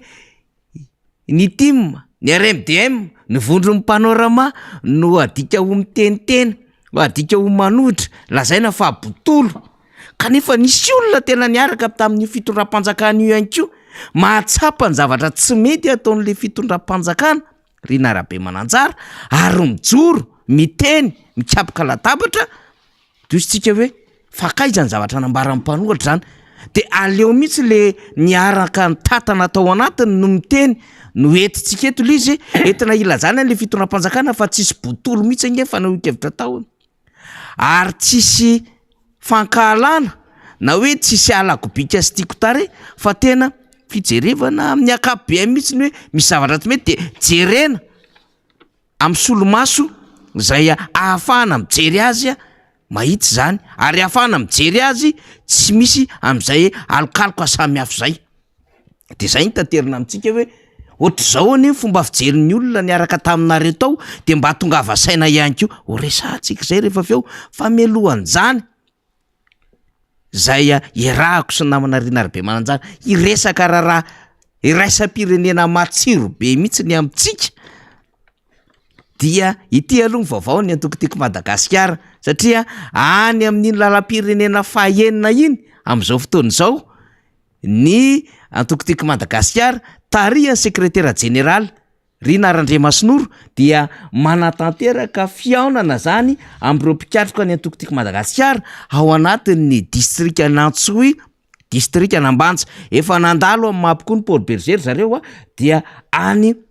Antsohisy Ambanja izy ireo am'izao fotoana izao de hitantsika am'izao sary zao zany ny fanazavankevitra entin'ny sekretera jeneral Rina Randriamasinoro miaraka am'ireo mpitarika distima zany any am'ireo distrika izay nresahako ireo dia mitotsy kelikely manantona tsikelikely any amin'iny Sofia diana sava iny zany hoe faritra telo zany no holalovany délégation zay tarihan'ny secrétaire général ny antoko tiako Madagasikara mandrotsaka ny sary mivatantsika satria efa any am'izao fotoana zao izy ireo ary manantona tsikelikely apozintsika zany fa efa andeha aty Ambilobe indray zany délégation de rehefa mirotsaka ny sary Rina Rabe Mananjara samy rena moa nareo fa nyray Andriamasinolo nyray Rabe Mananjara de arotsatsika ny sary fa mba ho azotsika nyrehetra hoe miasa ny ekipe miasa reo mpiatroka rehetrarehetra ny fotony anko ary efa mieritreritra miezaka mihitsy ny amin'ny hoe hahoana ny fomba ahafahana mitondra fampandroana amin'ity firenena ity de baiko tokana ihany atsika ny amin'ny hoe tsy misy afa-tsy ny endriky ny famerenana ny filoha Marc Ravalomanina eo amin'izany fitantanana ny firenena zany anisan'ilay tenin'ny député Todissoa teo le hoe direction zany nge hitatana hitondra an'le firenena zany dia mila an'izay ny vahoaka malagasy ary miaraka amin'ny antoko tiako Madagasikara sy ireo zay resy lahatra amin'izay hoe hiverena ny filoha Marc Ravalomanina zay de miasa araka ny tandrifona zay mampatanjaka ny antoko mbola mipetraka tsara ny rafitra rehetrarehetra ary mihaino zay toromarika zay entin'ny mpitarika eo anivon'ny prapolitika zay Rinar daondray ara iresaka an'ilay raharay iraisam-pirenentsika satria mivoatra mihitsy ary mifandray amintsika de manasa atsika anaraka tsara fa zay sy Rina no andrindra sy resaka azy eto miaraka miraky tsara maromaro zay entin'ny namana faly technicien ao ambadika eo de andrindra kely am'izay fa Rina efa itoy ao anatin'izay fanazava-kevitra zay fa isika mbola saina aza misaraka rehefa mifarany mbola misy toromarika samihafa omeko sy resako amintsika rehefa aveo dahoara Rina eny ary saotra namana faniry Razafy Manantany nanokatra ny fandarana niaraka tamin'ny député Bogosy député Todissoa Andriamampandry Bofidy moa izy tamin'ny alalan'ny tiako Madagasikara tao amin'ny boriboritany fahenina Olona manafaniry hoe mafana be le resaka tena mafana mihitsy le izy ary tsy hoe afanaina fa mafana ho azy iza mampafana azy ny mampafana azy dia ny eto Madagasikara ihany ary isika efa nytenenina foana hoe tsy mandeha ho azy am'izao tsy afaka mandeha ho azy am'izao tsika fa tsy maintsy miaina eo amin'ny tontolo iraisam-pirenena ka raha vao tsy mahay mametraka ny tongotra sy raha vao tsy mahay manapa-kevitra araka ny tokony izy ho tompontsoany ilay antsoina hoe malagasy ho tompontsoany ilay antsoina hoe Madagasikara de tonga amin'le fiteny hoe lasa mijabaka ary tsy vitany hoe mijabaka fa lasa manahirana be ny mieritreritra azy satria izany resaka diplomasia zany anie tsy zavatra maivany tsy zavatra maivana zany fa zavatra goavana be zany ny fifandraisana amin'ny any velany tafiditra ao anatin'izany ny fanendrena ambasador tsy ataotao fahatany io fa misy fandiniana lalina tena misy tena hoe famakafakana lalina hoe iza no tokony ho alefa ary amin'ny firenena ary satria maninona no inny olona no atao any zany zany anisany matoa misy ny EUNAM eny Androy be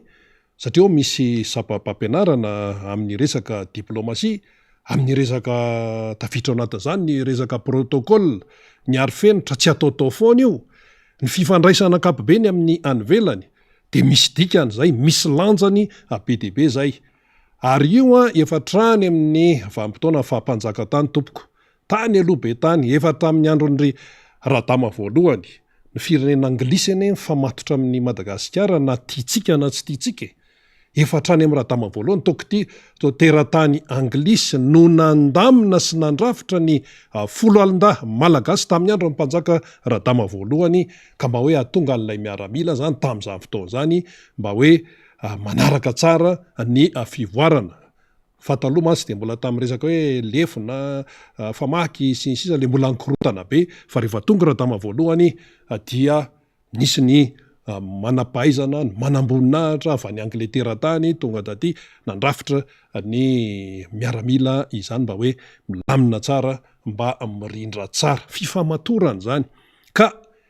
hoy isika hoe na hatramin'ny radama voalohany ara de nahatsapa an'izay hoe zava-dehibe ity resaka diplomasia ity fifandraisana ara-diplomatika fifandraisana ara-piarah-miasa na zany eo amin'ireo fikambanana irasam-pirenena isakitsokanjany na izany eo amin'ny firenena samy firenena zay le hoe bilateral.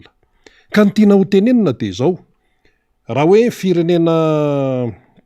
lazaina foana moa zany tsika hoe manana fiandrianantsika mariny zany fa ianao zany no mahay mife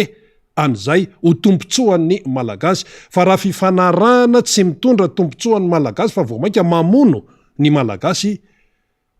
de oka aloha na hoe aloha tsy hisy mihitsy fa ty fifanarahany ty mantsy manahirana le izy satria ny zoan'ny malagasy zany de mahafantatra hoe raha misy ny fifanarahana atao amin'ny any ivelany de mananjoa afantatra an'izany ny malagasy ty izy no tompon'ny Madagasikara fa ianao io ve zany de natao fotsiny hoe mivoaka maraina de ndeha hitady vola de amelona ny ankonanao de zay fa tsy mananjoa ve ianao afantatra hoe ahoana moa no tena fandehan'le arenako atsy aren'ny fireneko atsy iza no miara-miasa amin'io firesanjato amin'io no makaty amin'ny malagasy firesanjato amin'io no an'ny mpiara-miombonantoka zay mpiara-miasa any ivelany any firisanjato tsika malagasy no mahafantatra an'izany amin'izao fotoana izao fa rehefa nojerena zany ny lisitry ny hoe arena kibony tany izay misy eto Madagasikara raha izay fotsiny resahana be de be kay ny arena kibony tany eto Madagasikara eto ny fantatsika de hoe volamena io moa zany ny tena matetika iny de le taloha reny le hoe safira miady safira daholo satria izay no nalaza de reny lefa am'le mahazatry reny no fantatsika fa akoatr'reny be de be ny arena kibony tany eto Madagasikara raha miresaka hoe misy mercure hony eto hoe amin'ony ny sasan'ny tena mihitsy raha vao maheno an'izany resaka mercure zany miazakazaka daholo inona zany ay zany sinsy fa zao ny tiano tenenina manana arena kibony tany maro tsy hitanono ity Madagasikara ity de ao anatin'ireny misy ny hoe fiarana miasa amin'ny any ivelany na société io na inona io fa reny zany mila mazava tsara amin'ny vahoaka malagasy fa ny akamaroantsika eto amin'ny tanyntsika tsy mahafantatra de misy ihany koa ny fifanarahana amina sehatra hafa de ny firenena zay iarahana miasa ao anatin'le izy dia marobe satria zany tsika hoe malalaka amin'ny firenena zay tiatsika iaraka miasa fa zao le fifanarahana mba hoe fifanarahana mazava mba samy mahazo tombontsoa na ny andaniny na ny ankilany fa le tombontsoan'le ankilany manahoana aloha tsika manaraka tsara tombontsoan'le ankilany manahoana raha oharina am'le tombontsoan'ny malagasy izay no ilana ny fahaizan'ny mpitondra eto Madagasikara raha tena mitsinjo izy ny tombontsoam-bahoaka raha tena mitsinjo izy ny tombontsoam-bahoaka dia andraikiny zany hoe zay hoe miaro ny tombontsoan'ny malagasy zany raha ohatra hoe misy fifanarahana de hoe ahoana ny tombontsoan'ny firenena malagasy amin'ity zavatra izay ifanarahana ity ahoana ny tombontsoan'ny malagasy ao anatin'ilay izy fa ny zavatra misy aloha me mahantra foana ny malagasy maronisa sy folisanjato mahery me mahantra nefa tsy enanonetsy hoe misy fifanarahana zao hoe misy fifanarahana zao makaiza zany ny tombontsoa iza no migoka ny tombontsoa ao anatin'le izy mametra-panontaniana ny olona ary normal lay vahoaka malagasy raha mametraka an'izany fanontaniana zany karazana fifanarahana manahoana le izy de zao rehefa tsy ampy ny fanazavana izay omena ny vahoaka malagasy ny vokany de tsotra rehefa tsy ampy zany le fanazavana hoe nisy fifanarahana tany de ny vokatriny rehefa anao zavatra am'izay amin'ny manaraka ny mpitondra na hoe anao zavatra hoe zavatra ho tanterahana atao anatiny io ohatra ny resaka fitsarana amin'ny tety vohatra io zao na ohatra hoe anao fifanarahana amin'ny any ivelany de maninona lasa mametraka aia foana sosi lasa mametraka aia foana ilay vahoaka malagasy tsy mipanohatra ihany tsy mpitondra fivavahana ihany tsy ny société civile ihany fa ny akamaron'ny sehatra tsy ny mpandrarara toe-karena ihany fa ny akamaron'ny sehatra eto amin'ny firenena raha vao misy zavatra mitranga de mametraka aia izy tonga ho azy le mametraka aia sode zao ny ao ambadikio sode zao lasa sode foana zany misy eto amin'ny firenentsika ankehitriny lasa mipetraka foana ny aia na ohatra raha hoe tsy tokony ho zany no izy fa maninona no mipetraka ny aia satria maro loatra le zavatra tany aloha tsy mazava eo amin'ny resaka fifidianana zao be deabe ny zavatra tsy mazavany fa manangasanga ny 2023 de tonga de hoe alefa fotsiny io alefa azo any ataovy zao nefa ty fireneny ty ny tsy anyanina rery na nyanina rery fa atsika menakavy ty efa be deabe ny zavatra tsy mazava de inina takonana fotsiny teny teririrakotonarivo hoe misy doublan ny zavatra iny tokony misy hoe misokatra ny ankety momba an'izany hoe tena hoe ahoana ny fanadiadiana momba an'izany tsy heninao zany tsy heninao zay izy fa de hoe io ny 2023 de ny sasa moa miteny hoe zay indray de tsy maintsy lany zay amin'io tsy maintsy atao zay fomba halany anay eno zany anaty fiarahamonina any eny e fomba fiteny zany vonivorona moa tsy maintsy misy ihany ko fa tsika tsy andany andro am'zany hoe miteny ihanyna hoe zao tsy any ny tiantsika tenenina fa ny tiantsika tenena de hoe ahoana lay tombontsoa pirenena manoloana ny fifanarana etsery raha vao misy zavatra tsy mazava l izy a de manahirana ka zao ny tiana atongavanao anatin'izay resaka zay am'le fifanarahany tsy fifanarahany eroa ahoana ny tombontsoan'ny malagasy sy Madagasikara ty resaka Russie ty de manahirana ty manahirana ny eto Madagasikara nefa ny régime ny fitondrana eto Madagasikara dia hita hoe ty zany tsisy resaka hoe aza mifandray amin'ny firenena hoe atsy tsy zay mihitsy le izy fa hoe hita zany hoe tena hoe io tena fandray be amin'ny Rosia anao an'zao manao an'zao tsy any olana fa ny olana de ity Rosia ne firenena manana probleme Rusia manana firenena manana problema manana olana izy am'izao fotoana izao eo anatrehan'izao tontolo zao eo anatrehan'ny fiainana ara-politika resaka géopolitika resaka avoleta be resaka raha-toekarena maneran-tany manana olana i Rusia tompoko am'izao fotoana izao de misy miteny avy hatrany any hoe inona moa ny idiran'izany amin'ny hoe fiaraha-miasan'ny Madagasikara sy Rusia inona ny idiran'izany misy mihitsy satria zao tany amin'ny resaka fifidianana filoham-pirenena farany teo fotsiny a de efa nalefa teto tsisy zay tsy malala an'izany fa nisy kandida izay nandray vola tamin'ny Rosianina io mbola jerentsika io le resaka hoe Rosianina io fa vaky be mantsy malalaka be mantsy le atao hoe nandray vola tamin'ny Rosianina de eto aloha zany de tena tsorona mihitsy fa mazava ny tenin'ny pasteur Mayol zao izy nandray de nisy hafa ihany ko nandray zany ny tena fahatsorana zany tsy hoe mandoka amin'ny pasteur Mayol nakory tsy any fa tsotra izy nazava izy zao izy nandray an'le vola tam'ireny satria hoe fanapinako mazava zany ny fomba fisaina amin'ny pasteur Mayol tam'izay resaka zay tonga ny azy de nitsorony mihitsy fa izy tsy hoe nikafinafina tany anana tao za nandray ozy ka eto tsy midika mihitsy hoe io indray nareo zany fa mandokandoka ny pasteur Mayol le izy zavatra efa nisy de atrany amin'ny resaka hoe fifidianana zany de hoe misy ny Rosianina hoany namme vola kandida sasatsasany kandida présidentiel tany Madagasikara zay aloha zany de fa point d'interrogation PTP momba an'izay akoatran'io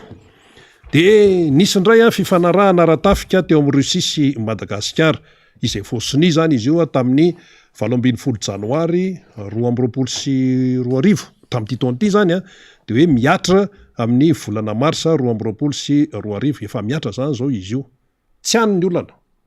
tsy any mihitsy ny olana so indray tsika miteny hoe inona koa ny hoe mety resahana zany ka izy tsy any mihitsy ny olana fifanarahana oatra fifanarahana rehetra io de hoe ao anatin'izany zany hoe misy hoe fanofanana manamboninahitra ao anatin'izany hoe fanavaozana fitaovam-piadiana satria zany fitaovam-piadian'ny foloalin-dahy to amintsika koa ny akamarona fa tamin'ny andron'ny amiral Dider Ratsiraka sovietika daolony tam'ireny zany na tanky na kalaky na inona be dehibe ny fitaovam-piadiana natotina teto satria Madagasikara ny safidy niaraka tamin'ny fitondrana sosialista hoe foto-kevitra communiste sosialista fitondrana révolutionnaire tamin'ireny fotoan'ireny de efa antitra le fitaovana de hoe mila vozana zany any anatin'le fanarahana any de eo koa ny hoe akoatra ny fanavozana de hoe ny fikarakarana an'ireny fitaovam-piadiana ireny zany resaka fitaovam-piadiana moa izy de eo ihany koa hoe resaka hoe fikojakojana sy zay kipitsopitsony ihany de ny akoatra moa zany tsy fantatra satria zany no fantatra ny site ny trankala ny gouvernemanta rosiana dia namoaka an'izay tamin'le fifanarahana izany teo amin'ny Madagasikara sy Russie de misy miteny any hoe inona ahoana moa no hoe resahana am'izay hoe atsipireny satria misy ny resaka hoe secret défense tsy ambara telo mpiarovana zay no filaza azy dia normal ary hoe tsy de tena hoe fatatsika ny kipitsopitsony momba zany marina mihitsy zay misy tokoa ny resaka hoe secret défense ao anatin'le resaka zany fa zao no tena atongavana am'le izy araka ny tenenina teo hoe Russie firenena manana problema am'izao fotoana zao eo misehatra iraisa amin'ny pirenena de zay zavatra hoe fifanarahana am'izany firenena rosiana zany de zany tsika ataotsika hoe isika malala-tsaina ao anatin'le izy ny eto Madagasikara manao an'ilay sony manao an'ilay fifanarahana fa ilay problema zay baben'ny Russie atao naninato eo foana iny eo foana zay mety tsy eritreretitsika ohatra afany antsoina hoe fifanarahana bilateral fa ny Russie ane misy an'izany hoe oligarque ho azavaitsika eto ny oligarque reo zany de groupe na mpanan-karembe izay ampiasainy ny fitondrana taritin'ny Poutine mpanan-karembe reo oligarque reo mpanan-karembe ary izy reo zany dia tena hoe azo lazaina hoe manana ny fahefana ara-toekarena pouvoir économique de filazan'ny mpanao gazety vahiny azy de zao ny antsony azy hoe personnalité de premier plan du monde des affaires en lien avec le pouvoir politique du Kremlin zay le izy zany hoe raha vao misy zany ny ilany ny fitondrana ao Kremlin an'reto mpanan-karembe reto na ny oligarque de tonga de ampiasain'ireo iverina zany tsika eto Madagasikara le vola la hoe avy amin'ny Rosia ve izay nomena ny reto candidat présidentiel malagasy reto vola vaiza le izy vola avy any am-paosin'ny Poutine ve sa vola avy any amin'ny gouvernementa rosiana ve sa vola avy any amin'reto oligarque ireto zay le fanontaniana petraky ny olony zay vola vaiza io vola io sa de hoe nisy teratany rosiana mantsy tonga teto de hoe touriste de tonga de niona tamin'ireo candidat zany zay hoe resy lahatra ka hoe andray vola ary zareo tsy nanery fa nyteny izy ahoana zany ny vola zany ny sosy reo candidat zany ny sosy zany de zay resy lahatra de mifanaraka tamin'ny tany de zay fanarahan-tany pasteur Maïla aloha nyteny hoe zany nandray ozy izy nandray tsotra ny pasteur Maïla tonga de nyteny hoe zany nandray fa ny hafa zay nandray tsy nyteny fa pasteur Maïla nyteny efa nandeha teto moa ny interview momba zany rehetrarehetra zany fa vola vaiza le izy coopération bilatérale ve azo lazaina hoe tsy zay raha hoe reto le namatsina ny reto candidat reto satria tsy amresaka an'izany mihitsy sa vola vaiza avy any amin'ny Poutine ve asa aloha sa vaiza de eo zany ny mipetraka am'izay le fanamarena hoe satria rehefa nahazo an'le vola zany de hoe raha hoe lany filoha-pirenena de ity firenena malagasy ty ve zany rehefa fifidianana de lasa isy hoe candidat ny rosiana de lasa isy hoe candidat ny sinoa mety lasa isy hoe candidat ny tsy fantako candidat ny frantsay mety isy hoe candidat ny karana mety isy hoe candidat ny amerikana sa hoe candidat nisy ny candidat de tokony candidat malagasy ho afy mantsy ny fifidianana de sao de hoe efa mitaditady lalam-bola any ny sasany na ohatran'izany sy ohatran'izany. Eto aloha tsisy miteny hoe tsy azo atao hoe raha misy ve manampy ohatran'ny fanomezana rehetrarehetra fa fanomezana hoe madio. Fa raha resaka fanomezana aloha am'resaka hoe fifidianana filoham-pirenena zany a tsy maintsy misy hoe inona ny tambiny rehefa lany eo ianao. Averiko, inona ny tambiny rehefa lany eo ianao. Fa aiza le vahoaka malagasy manoloana an'izany? Aiza le mpiandrombery manoloana an'izany? Aiza le mpiasan'ny zone France tena hoe mifo am 5 maraina manoloana an'izany rehetrarehetra zany? Fifanarahana avoleta be ary ananina zay resaka zay. Fa ianao zany le vahoaka malagasy, le olon-tsotra, de tsy malala inninna ny olona ry manao fifanarahana avoleta be. De ho zany ve no hitondrana an'le malagasy? Averintsika indray, raha zay zany fandehany de hoe raha misy mpamatsy hoe lasa misy candidat ny frantsay, lasa misy candidat ny amerikana, lasa misy candidat ny sinoa, lasa isy candidat ny rosianina. De lasa ohatr'izany ve ty raharaha ty? Manahirana be zany na manafaniry a, manahirana raha amin'ny toe-javatra amseho am'izao fotoana zao aloha zany de zay le izy. Ka ny tiano tenena de hoe ny tsy mampazava hoe filoha ny zavatra anankiray a de miteraka fiahiahina. Ka ndeha raha ataontsika hoe zavatra eritreretena mazava tsara io ny mombamomba zay fifanarahana any a dia na mandeha am'izay ary de lasa miahiahy foana le olombelona tsona hoe malagasy. Ankoatran'le oligarka teo zay ampiasain'ny Poutine am'izay hoe mampety azy eo a de mbola misy ihany koa le anankiray le hoe groupe Wagner ihany koa. Mila fantatsika zany satria hoe tsika tsy hoe mandehandeha fotsiny am'izao zany de hoe zany inona koa ny idiranay am'izany. Za groupe Wagner zany ndray dia société militaire privée russe zany. Any russe zany tena misy hoe miaramila privé. Miaramila zay manana ny satany manokana, manana ny fomba ifehezana azy eo. Voaingana io no nitsangana, vao tamin'ny 2014 io no nitsangana tamin'ny 2014. Ary le oligarka le mpanambola rosianina ao anatin'ny ireo vondron'ny oligarka reo no mpamatsy vola anio a groupe Wagner russe io zany. De inona moa zany no ataony? Le hoe groupe Wagner, inona no ataony? Ny ataony de zao, miaro ny tompontsoan'ny Russie any ivelan'ny Russie. Raha misy tompontsoan'ny Russie zany eto Madagasikara ka tena hoe ilana ny fanetsehana zany de ao anatin'ilay hoe tena andraikitra le groupe Wagner izay. Ahoana ny filazany azy? Défense paramilitaire ozy des intérêts extérieurs de la Russie. Aiza ny fohy be nozy ianao? Any Argentine. Ary izany lehibeany, ny lehibeany dia letina colonel teo anivon'ny Spenzar, groupe d'intervention io zany a. Ary io lehibeany io tsy zany fa i Dmitri Otkin de Sodegag ianao fa néo-nazi. Inona ny dikan'izany? Taranaka teoriana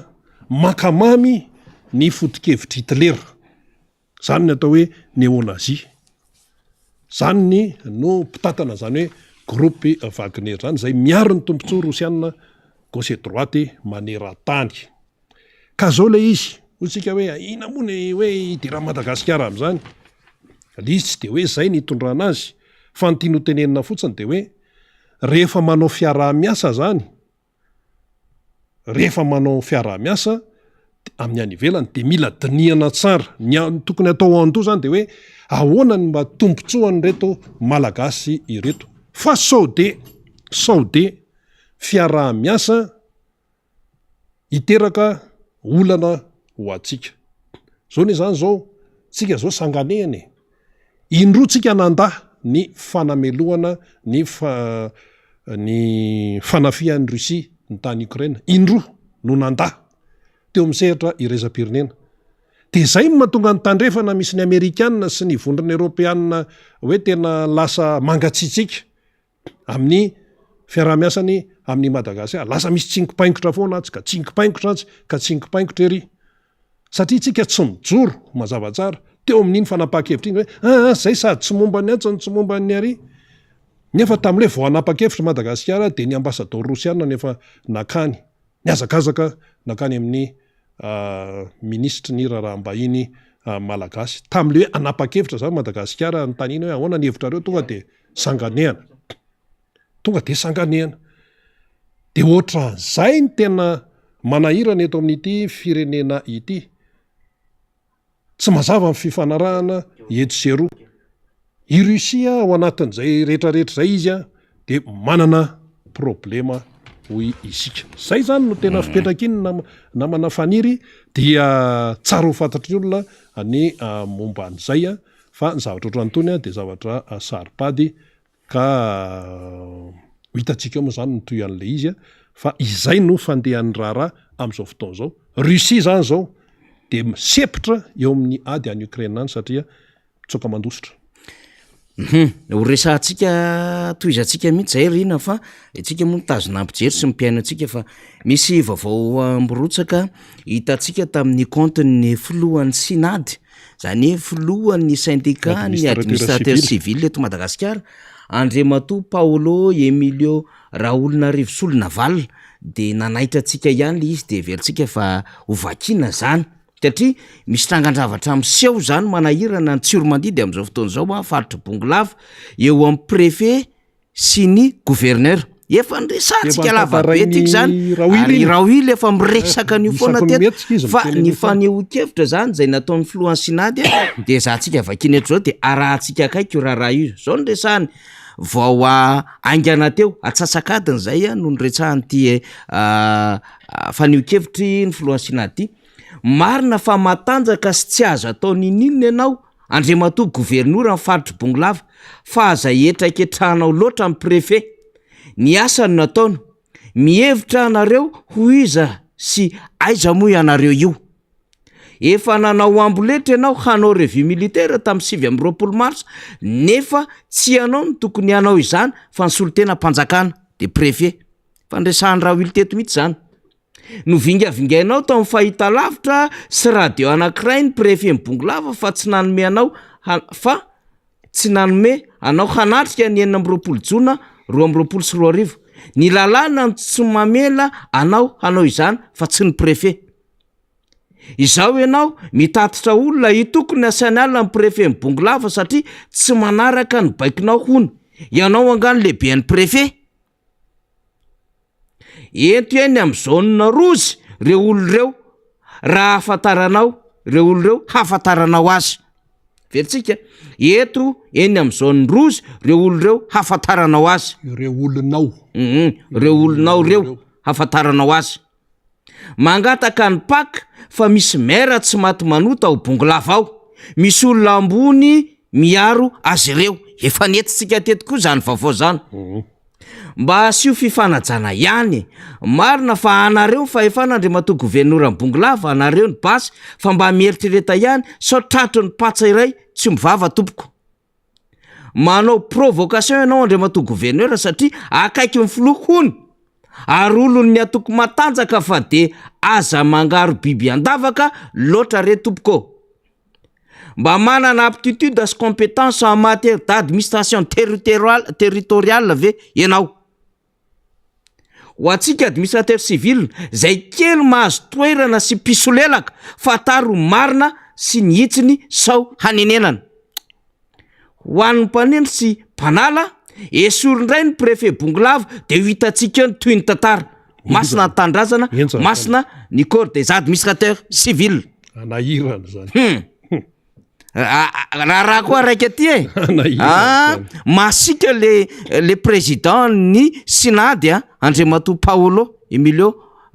Solonavalla Raoulonarivo masika ary io moa ny hevitry ny administrateur civil miaro an'le corps izy efa nentsika teto ny fanambarana nataon'ny synady hoe ok zay ty fitondrana amin'ny firenena amin'ny lalana sy tokony izy ty de indray zany misy zavatra mandeha tsika moa miantso zany reo namana ny atsoro mandidy am'izao fotoana zao de maheno tokoa ny namanany am'izay resaka préfet tsy fantatry zavatra hitrangany zany fa miezaka mikonfirme tsika rehefa azo ny vaovao rina de arotsatsika zay fivoarany vaovao izay fa io le tenentsika isan'andro tsy lany raharaty ary de nentintsika tony zany hoe le gouverneur manao ny ataony ao Bongolava de efa netony Raoily teto zany, netony namana Raoily teto ihany koa zany resaka be ny tanàna tsy maty manota kanefa voalaza fa misy mpiaro zany. De efa netontsika teto ny azakazaka nakany toerana ny ilan'ny TGV nanao redynamisation tany, fa misy ihany koa mpanohana ny fitondrana nakany toerana taoriana nylay famelomamaso le antokony le fitondram-panjakana. De ohatsika misy tsy milamina samy zareo fa ty le fitantanan-draha ra-panjakana misy ny tsy milamina zay nge le olana satria le gouverneur tsy araky ny lalam-panorenana de nampitombona fahefana koa le gouverneur atao amin'ny filakevitry ministra indro zay de voka-javatra ho irina rehefa miresaka de voka-javatra noho ny zavatra nataon'le fitondram-panjakana de ho hitantsika io le zava-misy am'izao fotoana zao. De any Bongalava ndray zany masotsika rehetra am'izao fotoana zao. Raha fidina nefa ny hoe chef de région tsisy zavatra ohatr'izao mihitsy tsisy an'izao mihitsy dao ary iny raha ohatra ka mirotsaka le vaovao araky ny fahazoantsika azy de hoentsitsika atao anatin'ny fandarina miara-manonjy iny satria vaovao mafana be. Raha toa moa ka tsy mbola tratra atao anatin'ny fandarana ny zava-misy any de hoentitsika am'izay mety ho vaovao sy ny fandarina hafa satria betsaka ny fandarina zay vokariny miara-manonjy vokariny MBS radio sy ny televizion. Mialatsy indrindra tompoko fa tohizana am'izay le fanazavana ny entindrina teo. Ny sary zany tena ampiandohany zao ady zao tany amin'ny faraparan'ny volana janoary hiditra volana febroary Rina Rabe Mananjara de nisy ny hevitrevitra mihitsy fa hoe tena mitapy Zelensky humoriste raha teo moa le ry zany le filoham-pirenena tovitovy taona amintsika izy io. De nieritreritra zany olona hoe tsy le boay kely ty zany de tsy azoko mihitsy hoe inona mahatonga anazy anandratra ady na iantsy ady na vonina iady amin'ny Rosia. De betsaka ny olona zany variana tam'izay le hoe atraiza ny fahasahiny Zelensky zany le filoham-pirenena ukrainiana hiady am'zareo Rosiana. Satria ny andohan'ny ady de tsotra ny fangatahan'ny Rosia Ukraine hiditra ao anatin'ny vondrona Europeana ary ho anisandreo ao anatin'ny OTAN.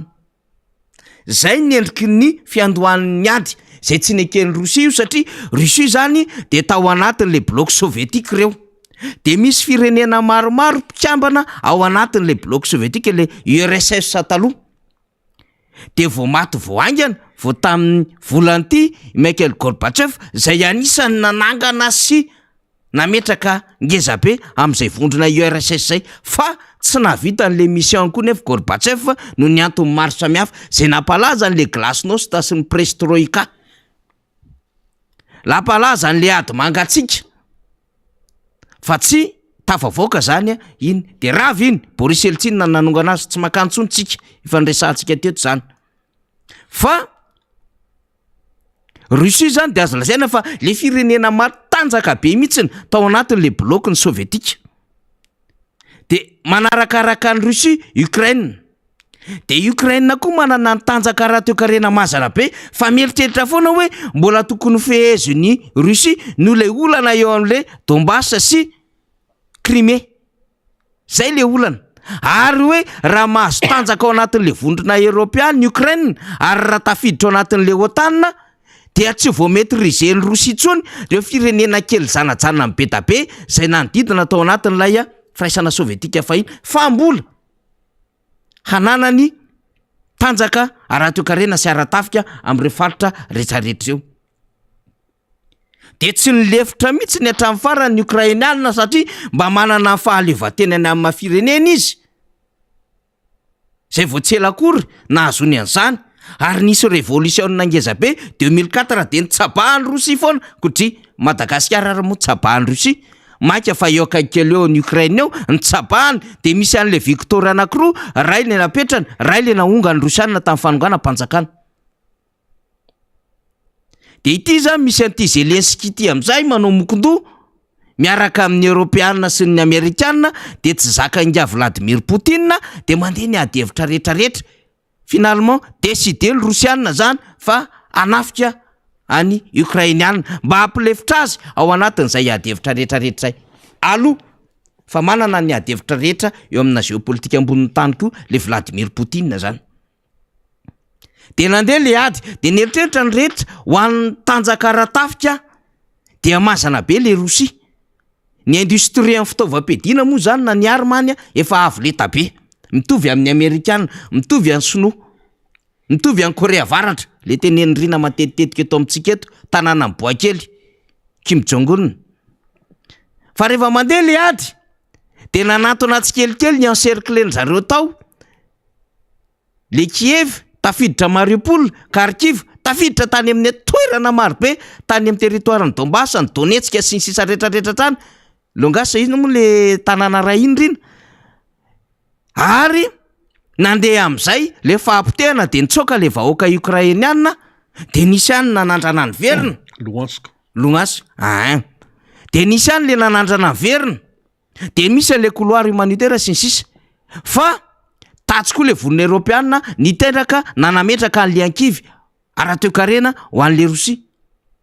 Fa tatsy koa nandeha le fa matsimbola nomen'ny Allemagne, nomen'ny Frantsay, nomen'ny Amerikana efa amina milliard d'euro amin'izao fotoana izao ny vola natotony Amerikana, ny Frantsay, ny Allemagne, ny Britanika ho an'ny Ukrainiana hividianana fitaovam-piadiana hananerana ny tontolo ara-toe-karena any Ukraine. Ka ao anatin'le fotoana zany efa mandray fa 9 volana sa fa 4 volana tsika amin'izao rino dia manomboka miparitaka zany ary manomboka tafaverina tsikelikely tanan'ny Ukrainiana lay fanjakana. Dia ny aty atsimo, ny aty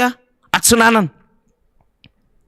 Atsinanana misy an'le séparatiste zany somary mbola mozamozatra kely satria ny fahatra tany Rosiana séparatiste le tsy manaiky miaraka amin'ny Ukrainiana le territoire taty amin'le Donbass. Fa mandeha zany aty atsimo aty miverina tsikelikely le toerana. Dia nambarany Zelensky fa efa nahazo any amin'ny 2000 km ary zareo. Io zany tsy voavony 2000 km carré ve fa efa hoe mikeniana 2000 km. Dia manao taridositra ny miaramila Rosiana. Marina misy mibabo ady ny Ukrainiana be da be misy maty fa mahazo babanady koa zany zareo Ukrainiana amin'izao fotoana izao. Dia tsy sa manao attaque ary ity ny tena zava-dehibe, tsy sa mi-affronter an'le Kiev itsony ilay Rosiana amin'izao fotoana izao. Dia tafiditra ny Kiev Boris Johnson tamin'ny fotoanandro le prime ministre anglisy, efa afa moa zany prime ministre Liz Truss ny prime ministre any amin'izao fotoana izao. Ity rakorotam-bolo rakorotam-bolo manko ty tsy mety milamina mihitsy ny volony Boris Johnson io na ibojo, tsy le hoe Madeleine bojo na le bombo vandro bojo le boakely mampimery le antoliary iny, fa i Boris Johnson na di bojo zay surnom an'le ry i rakorotam-bolo tafiditra tany Kiev. Dia tao arinany nanandrana niditra tany daholo tonga tany ry Erdogan filoha Turk. Erdogan sady misabaka miaraka amin'ny Rosia no miaraka amin'ny Ukraine. Dia tonga tany ihany koa lehibe an'ny chambre de représentants américaine le tovavy ry tsy tadidiko hoe Nancy iza moa ny anarany, Nancy Pelosi. Dia tonga tany ihany koa tsofoka tany ny filoha polonais. Dia tonga tany ihany koa ny secrétaire d'état américain, io izy io Anthony izy io tsy tadidiko tsara izay fa misy bebe zay ny anarany fa Belenk ohatran'izay misaotra betsaka riny. Dia tonga tany ihany koa ny faranteo aiza le sariny ty le secrétaire d'état américain, fa aiza le sariny faranteo zany. Dia tonga any amin'izay Ursula, iza le Ursula lay lehibe any vaomera ny vondrona Europeana lay iketrika ny intégration en Ukraine ao anatin'ny vondrona Europeana. Tsoka makaiza zany ny zay. Zany hoe na de mafy be azy Poutine hoe pitehanay hatramin'ny farany ary tsy maintsy azonay ary efa nanomboka nanao attaque. Dia ny message nomen'ny Zelensky sy ny Ukrainiana dia ny vonoiny le zanaky le conseil le mentor politique ny Vladimir Poutine. Dia iny tsy nateny hoe bon ny fandresenay zava-dehibe fa tsy mamaly faty any zanako fa sahirana ary zareo satria ny zava-misy amin'izao fotoana izao efa manomana an'ilay fanenjehana amin'ny Poutine na amin'ilay crime de guerre, crime contre l'humanité, génocide ny sehatra iraisam-pirenena ary efa ho tonga amin'izay ny lalany. Dia matahotra ny ainy na tiany na tsy tiany Poutine. Faharoa mizara ny hevitra ny vahoaka sy ny fitondram-panjakana. Ny fitondram-panjakana ny staffn'ny Poutine sy ny fanjakana dia mieritreritra manao hoe mety ity fanapahan-kevitra ny raisiny ity. Fa nio ny partihana vahoaka zany raha mandeha le référendum satria zay ny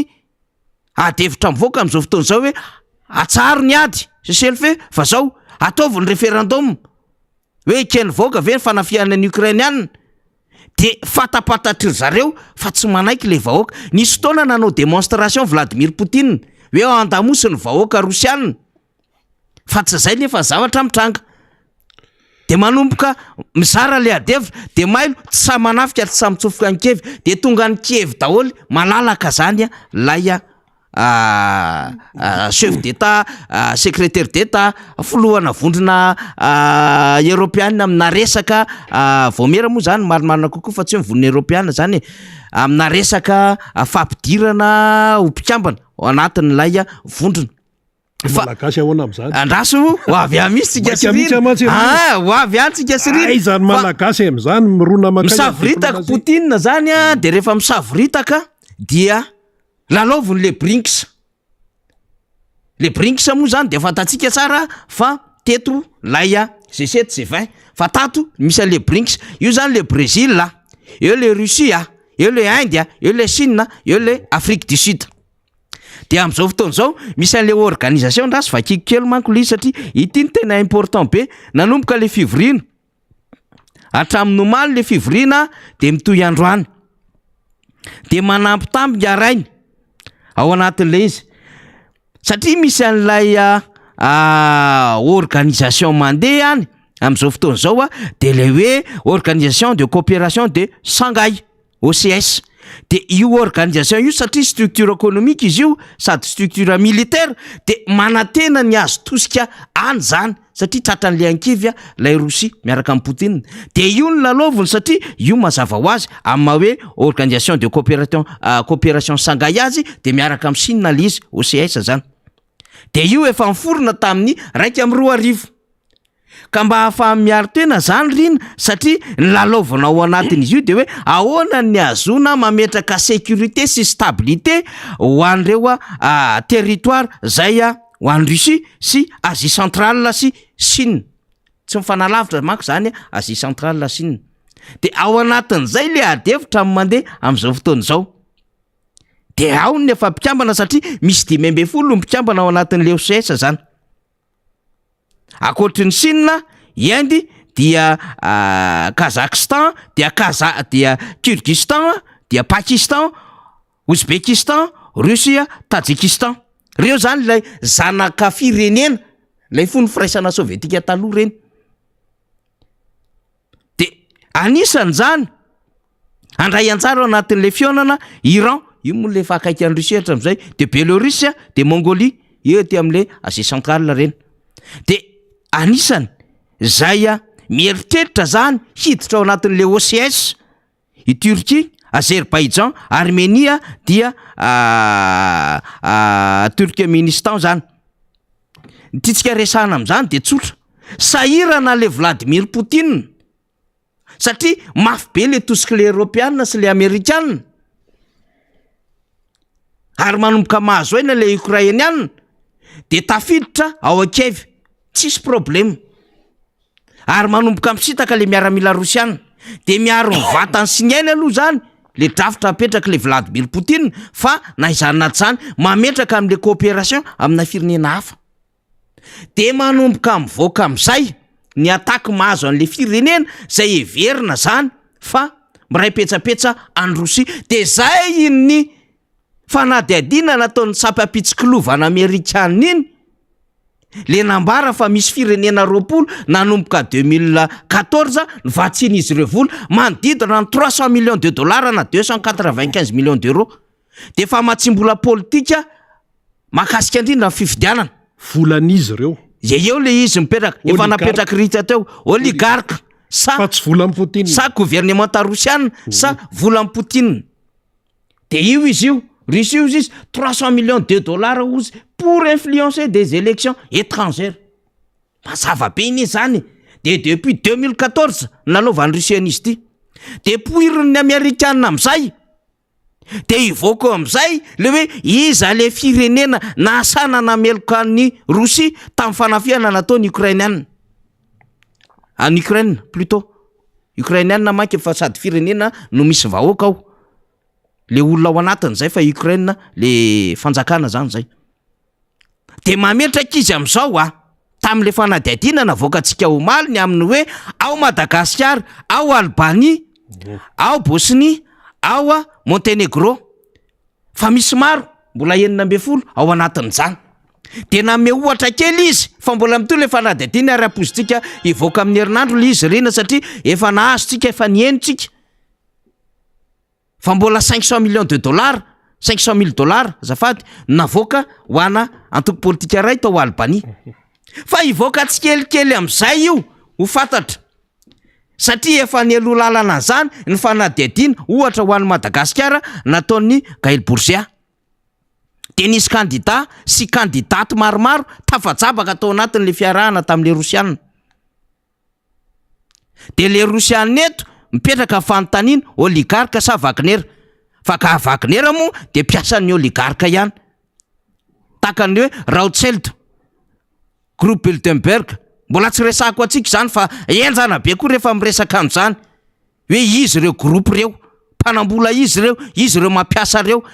Zay manana ny banky matanjaka eran-tany. Manana influence ngeza be ary manana an'izany hoe société secrète zany. Tsy androany resahana am'izany fa mbola tantara lava be zany. Ka ity ady hevitra ity de mampisainanao ry malagasy.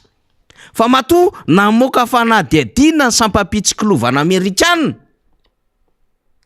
Ary traingo ao anatin'izany ady hevitra zany Madagasikara.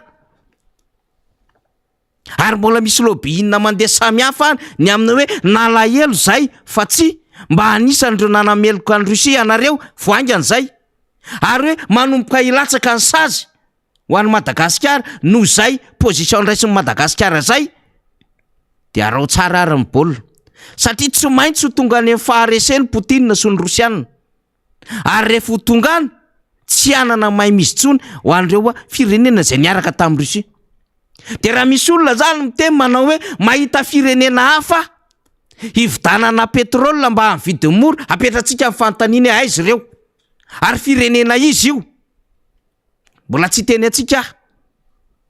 Fanjaratsika no misaina. Fefa nisy an'izany fitenenana zany ve no mivoaka? Eny, nisy an'izany. De avelantsika le izy hoe izy io. Firenena io. De rehefa tanterina avy any le izy, aiza no aondrana sy afindra. Ho tanterina aty Madagasikara. Ka misavorita akoatr'izay le raharaha fa amina géopolitique tsy zavatra mandehandeha ho azy zany eto ambonin'ny tany.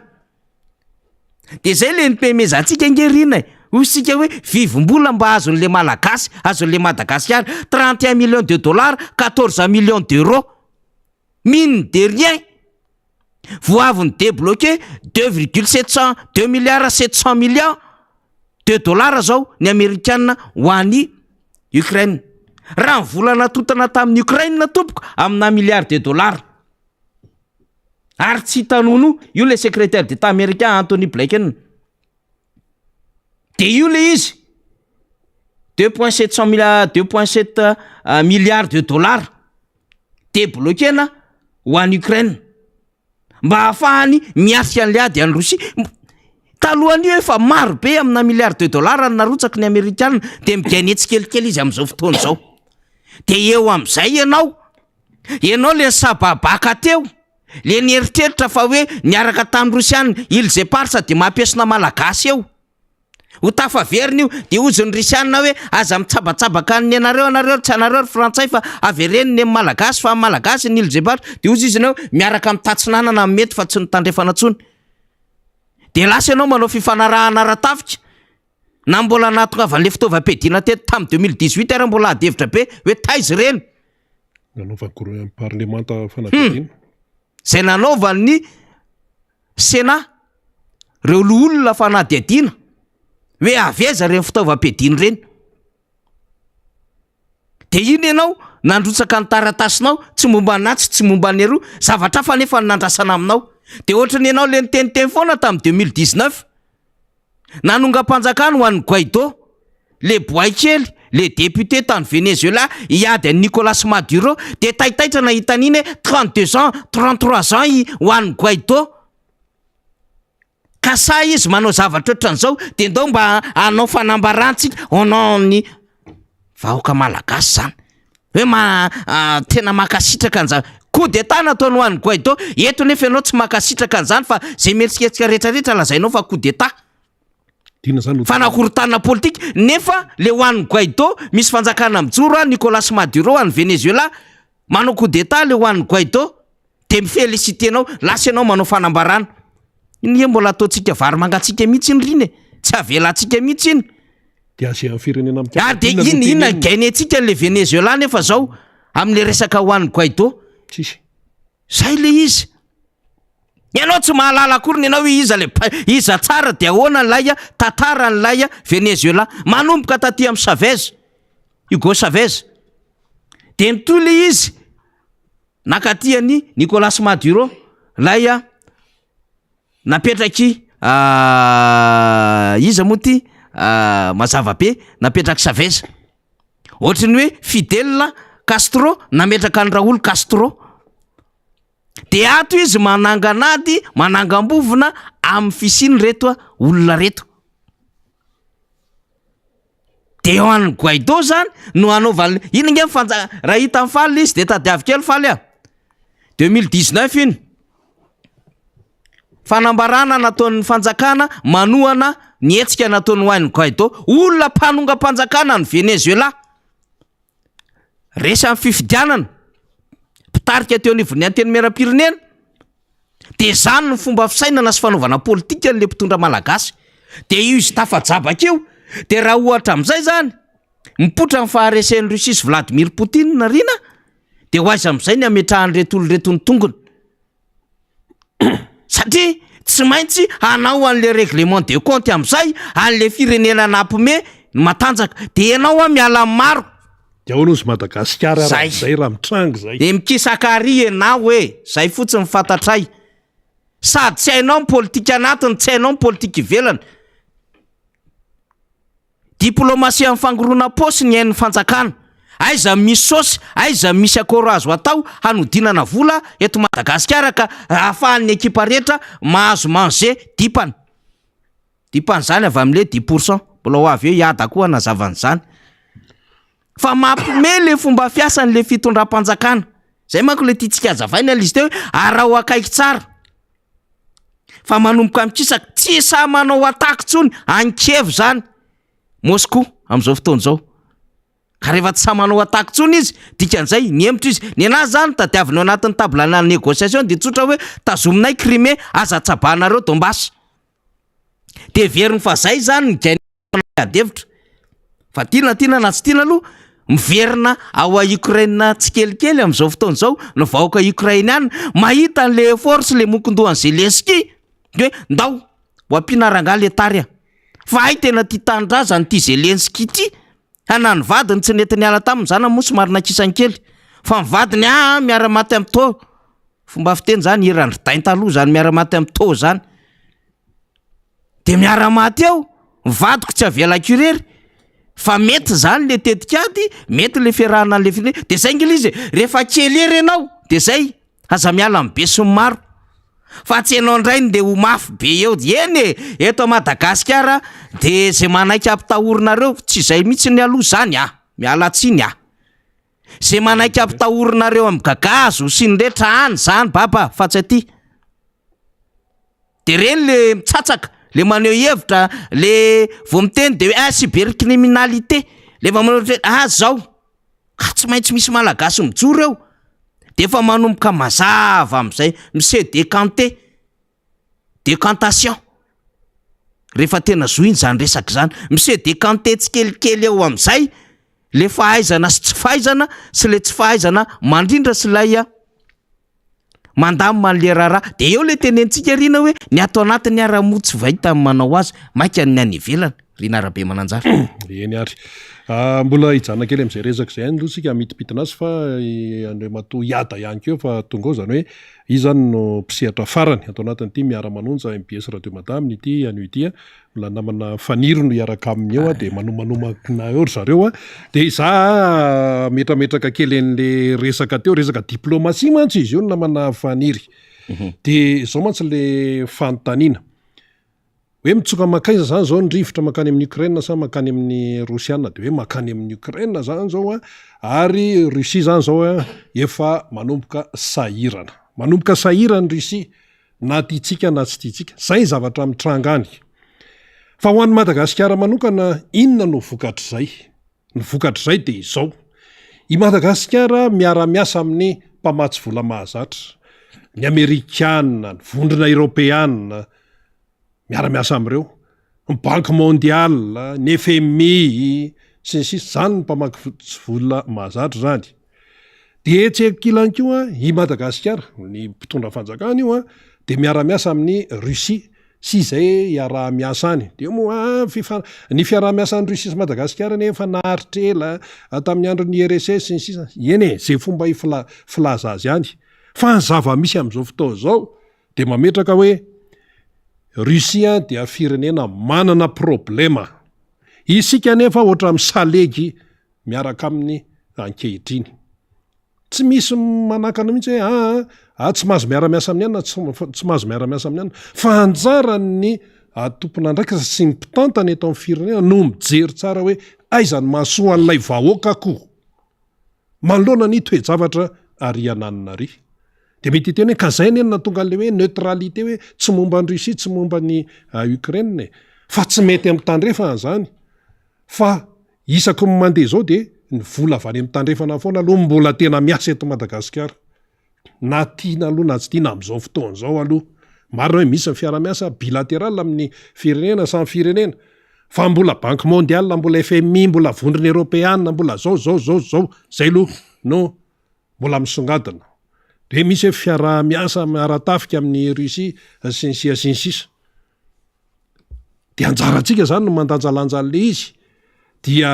ho avy am'izay ny olona rehefa aveo hoe iza moa zany ny tena hoe miaraka amin'ny Russie sy ny sisa ny olona ne manao fiteny diplomatika efa nytenenina foana io fa anjarany ny ampitondra no mijery ny tombontsoam-bahoaka ka tena tombontsoam-bahoaka ve la izy raha fitaovam-piadinany zany zao efa somary sahirana ny Rosianina tsika zao miara-miasa aminy hoe fitaovam-piadina vita sony tamin'ny 18 janvier 2022 de zay hoe mba azontsika eo zany azontsika zay aloha ny momba an'iny fa zao fanontaniana goavana de ny hoe inona no intérêt ny Russie eto Madagasikara inona no ho tombontsoan'ny Russie eto Madagasikara matoa Madagasikara tafiditra tao anatin'le firenena be deaibe le hoe vatsiana vola ny candidat tao anatina tontolona fifidianana i Albanie sy Montenegro be deaibe le nytonontononina teo zany misy tombontsoan'ny Russie eto ary sao tsika mieritreritra hoe fiara-miasa amin'ny ara-tafika ihany no iarahana amin'ny Russie anefa miditra amin'ny resaka rena kibon'ny tany sao de tsy anotsika zany Russie ne eo amin'ny resaka angovo fa Russie ane manana problema amin'ny tandrefana tarian'ny Amerikanina isika nefa samy miara-miasa am'ireo any zany sahirana zany zao ny diplomasia malagasy na tiana na tsy tiana manoloana ny tia toedrarahany Russie ity zay le fipetrany namana faniry andray any namana iady ianao zany amarina azy mbola manina eo amin'ny atsasakadiny latsaka kely teo doary eny ary misaotra betsaka de eto de misaotra anareo mpanaraka zay maro be no mandefa tinge ny atsika ny radio atsika manerana amin'ny Madagasikara riny ary akoatran'ireo mahazo mivatana Antsirabe Ambatondrazaka Tsiromandidy any amin'ny faritra lavitra samy hafa any manerana Analamanga de mahazo ny any amin'ny faritany donc efa mipetraka foana zay ary matoa maro karavalo manana nahazo an'le hoe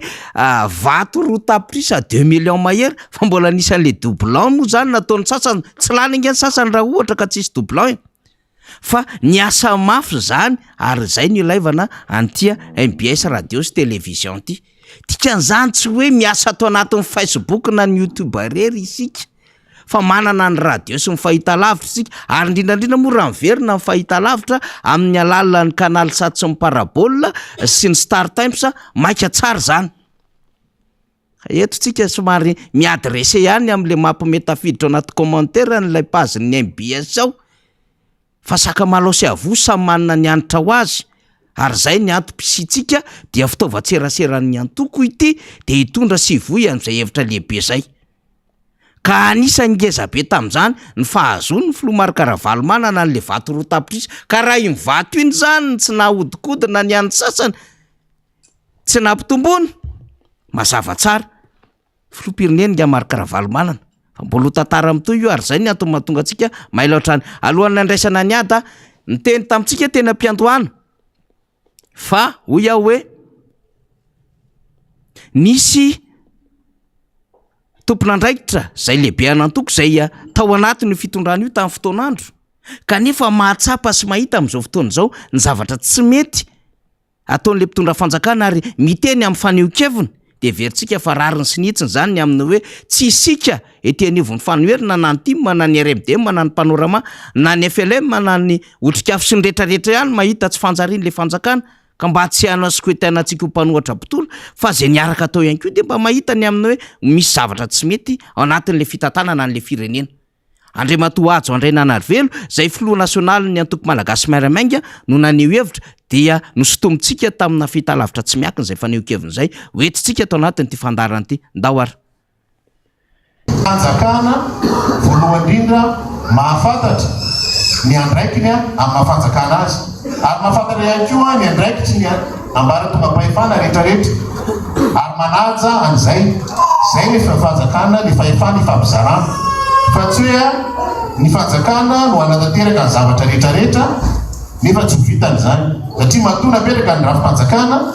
de napetraka zany hiasa ho an'ny vahoaka ny rafi-panjakana le fa tsy hoe zahako de zahako izaha rery ihany no afaka mavita ny ty Madagasikara ty tsy mariny zany malaza moa tatoato le resaka hoe zay tsy vita nrehetrarehetra am'izay vitako zaha rery de gaga moa fa raha ianao rery ka maninona moa zany nasina fifidianana fa de ataovy rery eo le izy de hitanao le izy na vitanao na tsy vitanao zava-dehibe iny fanambarana farany zay nataon'Andriamatoa Ajo Andriananarivelo iny amin'ny hoe malaza moa ny hoe misy mpitondra miteny hoe zay tsy vitan'olona hatramin'izay de vitaiko de hoy izy Andriamatoa Ajo Andriananarivelo ka raha monina moa raha izany le izy tika inona tsony ny ilaina fifidianana fa de fenao rery zany sy mpiara-miasa aminao eo le izy fomba fijerin'olona zay niaraka tamin'izao fitondrana zao reny ary fomba fijerin'ny olona tao anatina fitantanana an'izao fanjakana zao fa mba mahatsapy izy ny aminy hoe ha mba miborika kosa nge zao zavatra ao de le tena fanjakana mihitsy amin'ny akabeny no apetrany le manisy asina le fanjakana hoe apetra ao amin'ny asiny lay fanjakana sy ny rafi-panjakana zava-dehibe nambara ny filoha nasionaly ny antoko malagasy miaramaingina zay ihany koa no vadeko ato amin'ny ada miaraba ia de fa miaraba ny mpanaraka ny MBS fa miaraba nareo mpiara-miasa rety eto amin'ny MBS dia miaraba ny technicienne de mino fa mety hitondra faneho-kevitra finaritra ny vahoaka ihany androany aloha tonga de iny ny raisiko satria iny ny akaiky be amin'ny fidiran'ny ady eto aloha ny raim-bava ny fijery sy fahinon'ny ady am'le faneho-kevitra ohatran'ireny ny momba ny malagasy miara-miaingana indrindra Andriamatoa Ajo Andriananarivelo de tsotra misy tantara zay taloha ohatran'le bandy nandeha nanambady makorelo io mpivaro tena rehefa nyteneniny dadana izy hoe olo ty mpivaro tena io alainy lavady io de hoy izy hoe alors dada vadiko izy fa hanitsy ny diany ny anambadiko azy ka mety nieritseritra angamba ny Andriananarivelo hoe hanitsy ny diany Andriamatoa Andry Rajoelina ny antony niarahany taminy kanefany rehefa folaka izy folaka andatony tao de iny mitranga iny mitantara tena fitantarana ny zavatra iainan'ilay fitondrana sy zavatra apetraka ilay fitondrana ary ny zavatra kasainy le fitondrana atao ny zavatra teny ny Andriamatoa Ajo Andriananarivelo iny de inony zany de io le hoe mieritseritra izy fa izy rery nitondra ny Madagasikara mieritseritra izy ary avita azy de mitovitovy amin'ny asan'ny Hitler ane zany mieritseritra hitondra n'izao tontolo zao avita zany ary matony ny olona demokraty ny ala taminy de tsisy fahafahana mampiseho ny fiaraha-miasa ara-pomba demokratika miaraka aminy de miala le olona miteny tsy lasa io ny anareo fa tenenina foana fa anarina koa fa de mety zay zany mahatonga ny ajo andray nary velona ny ala ary tsy izy rery a BDB ngeny efa miala ao e BDB ary BDB koa tsy afa miala na te hiala ary zay zany ny olana misy am'le tondratsika ankehitriny ty tena le izy zany le petra-kevitra am'le fomba fitondrana an'le firenena tsy le olona ny ratsy fa le fomba fitondrana an'le firenena miteraka fahantrana be ho an'ny firenena ary mampikatso an'ilay firenena zay zany tena olana faniry ino moa ohatra ny raisinao iny zany sao de marary ndray fony sasany hoe izy natao ohatra amin'izy fa ohatra moa ny ohatran'izay ohatra malagasy zany a de le endriky mifanitsiana dito eo zava-dehibe fa ino moa zany nataitra antsika le izy ada de noentintsika ho amin'ny jery sy mpiainy satria heverintsika rehefa misy fanio-kevitra ohatran'ireny mba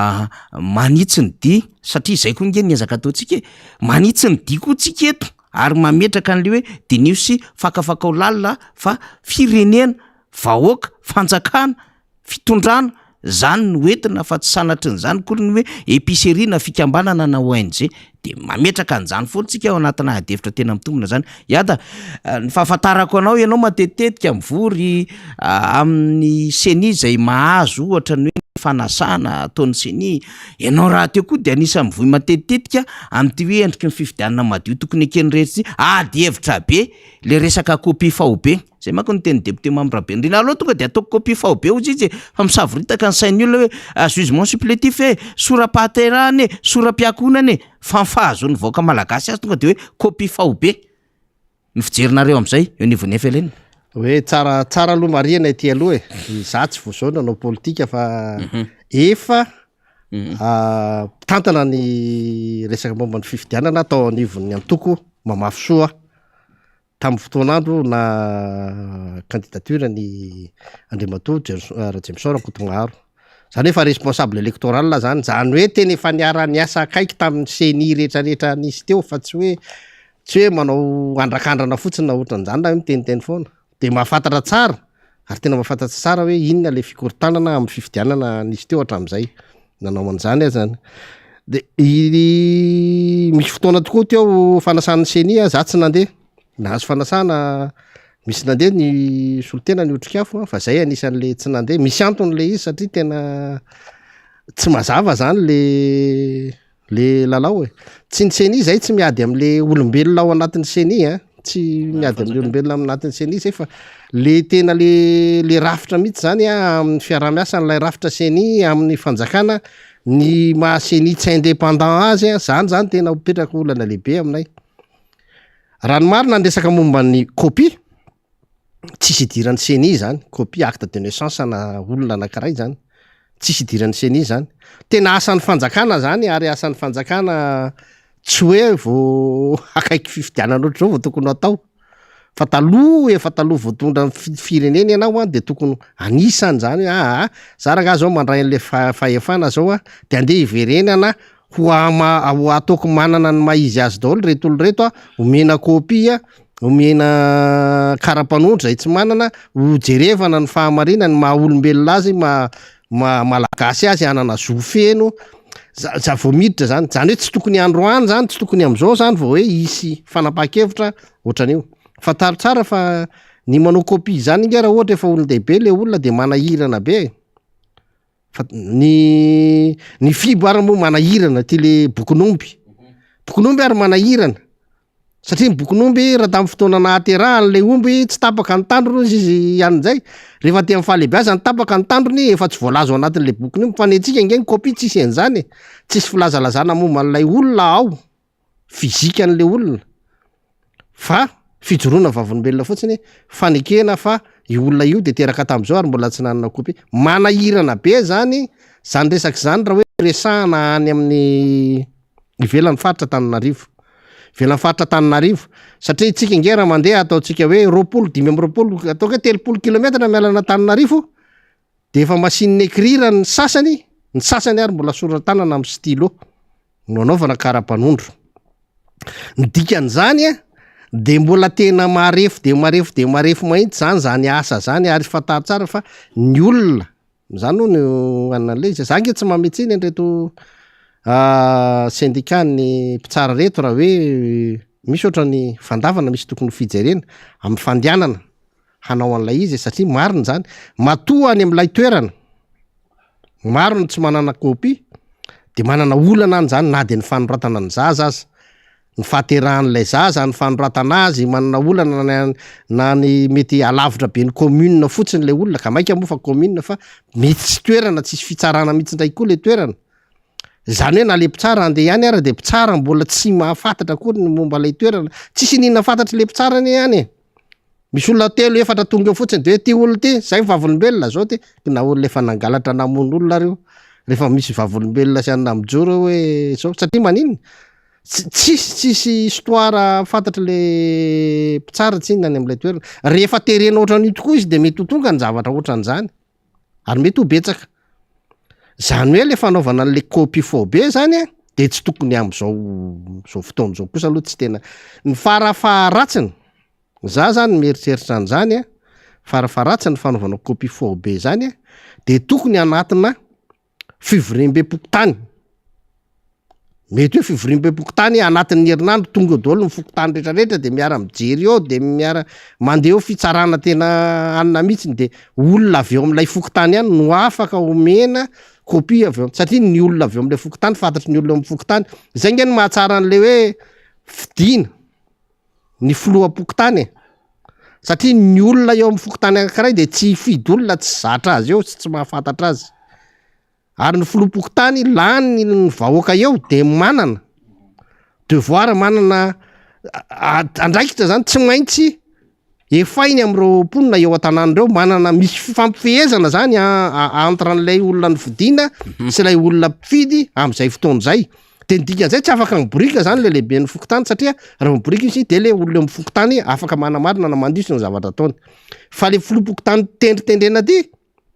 misy tsy mipetraka eo am'le toerana ary tsy mahay an'le raha-raha-pifidianana tsy fantany tsy nanana mihitsy izy zany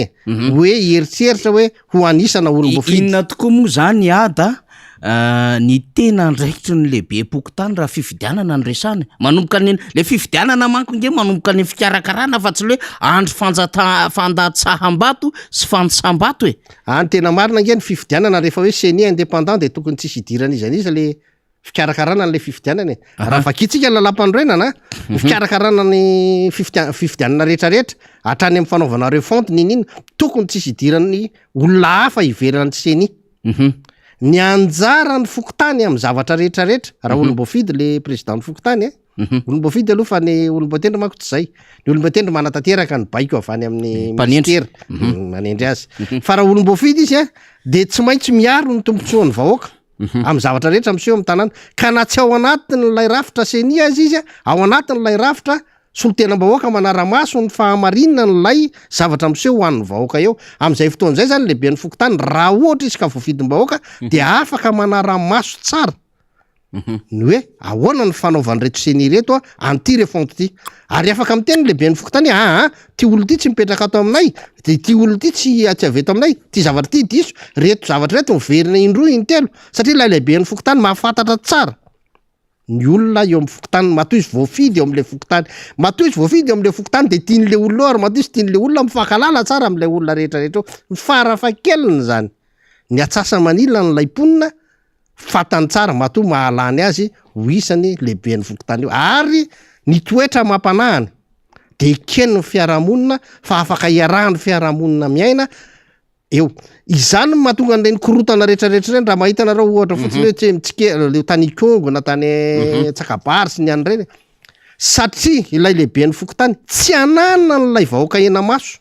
satria olom-boatendry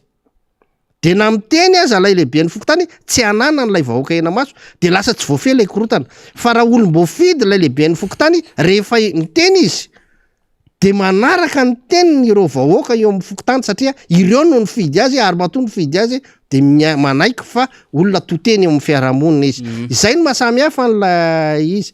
ny olana misy eto amintsika zao amin'ny fanaovana ny fonte io nge anisan'izany aloha ny listy ny olona ifidy io de zany tsy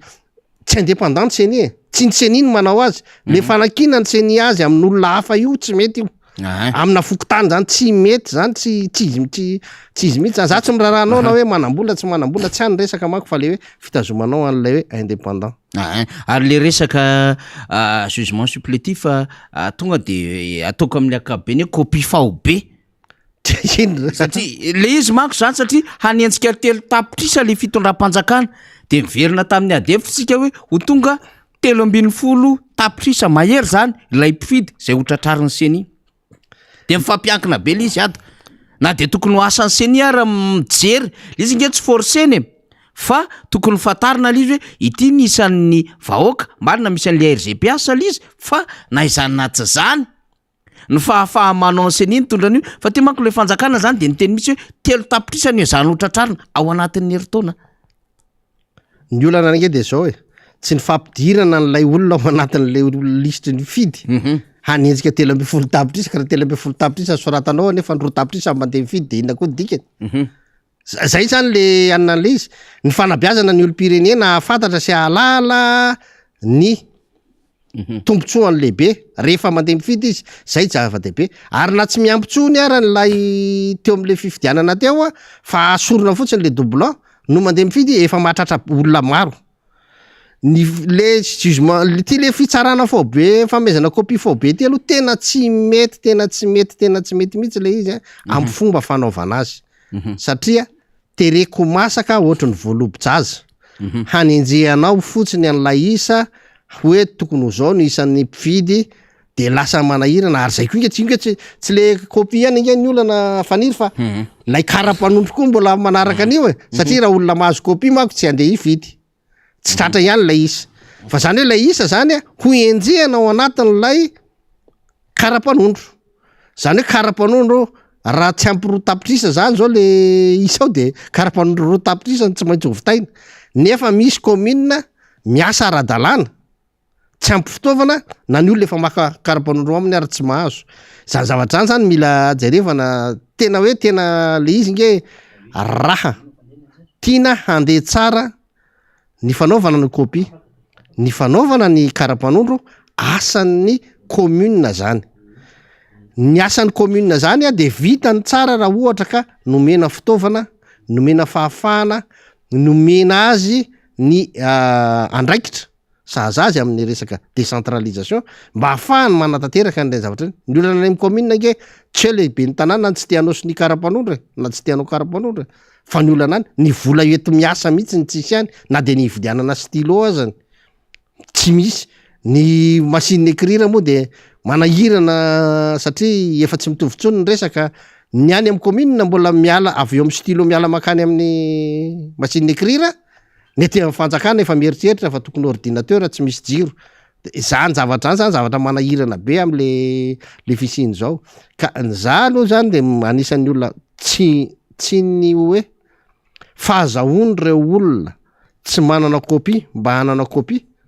ny olana amiko za ko arane satroko azany ny olona rehetrarehetra indrindra fa ny zaza mba tokony azo copie mba hafahany mandeha mianatra ny olon-dehibe mba hafahany manana copie mba hafahany mandeha miasa satria fataritra raha copie ary tsy anana n'lay olona tsy anana karapanondro izy ka raha tsy manana karapanondro izy tsy afaka mandeha asa dikan'izay raha anenjika olona 2 tapitrisa fa menony am'lay karapanondro sika dikan'izay misy olona 2 tapitrisa zany tsy afaka anana accès akorina amina asa noho ny tsy fanana ny karapanondro noho izany zany za tena tsy contre an'zany fa le fomba manaovana azy ki maimaika tereko masaka ohatra ny voalobo-jaza ty kosany hitako fa tena zavatra tena tsy mety le izy satria ianao sahirana manao copie ho sahirana anao an'lay karapanondro avy eo ilay fanisana n'lay olona ho ataonao ny tsara vita mihitsy ny fanana n'lay olona n'lay copie avy eo vita ny fanana n'lay olona n'lay karapanondro izay vao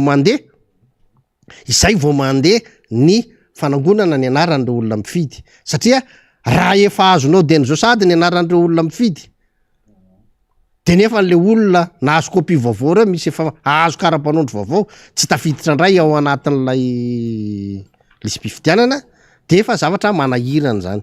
ka io mila zavatra misy zavatra tokony ifampiresahana tsara zany moa no mahatonga an'le hoe aleo manao an'le fifampiresahana tsara le concertation nationale tena resaka fifidianana fotsiny io fa tsy resaka fakana seza zany za moa de efa miteny foana an'izany hoe tsisy olana raha manao taratasy ary hoe tsisy idirany resaka sezanareo ty zavatra ty fa ny anahy kosa tena le hoe fironana ao am'lay hoe mahakasika an'lay fifidianana zany tena tokony atao le fiaonam-be-pirenena mahakasika an'lay fifidianana mety itenanareo hoe tsy zany ny olana ho am'izao tsy olana am'izao zany fa olana atsoatsy anefa zany asa atao am'izao ka le asa atao am'izao zany no ilaina fandaminana satria efa mandeha any am'tsizy lay asa atao am'izao de mety afara am'tsizy ny zavatra misy amin'io copie resanareo io de zany hoe isy olona zany efa manana kara-panondro izy fa mety homena copie amin'ny anarana olona hafa indray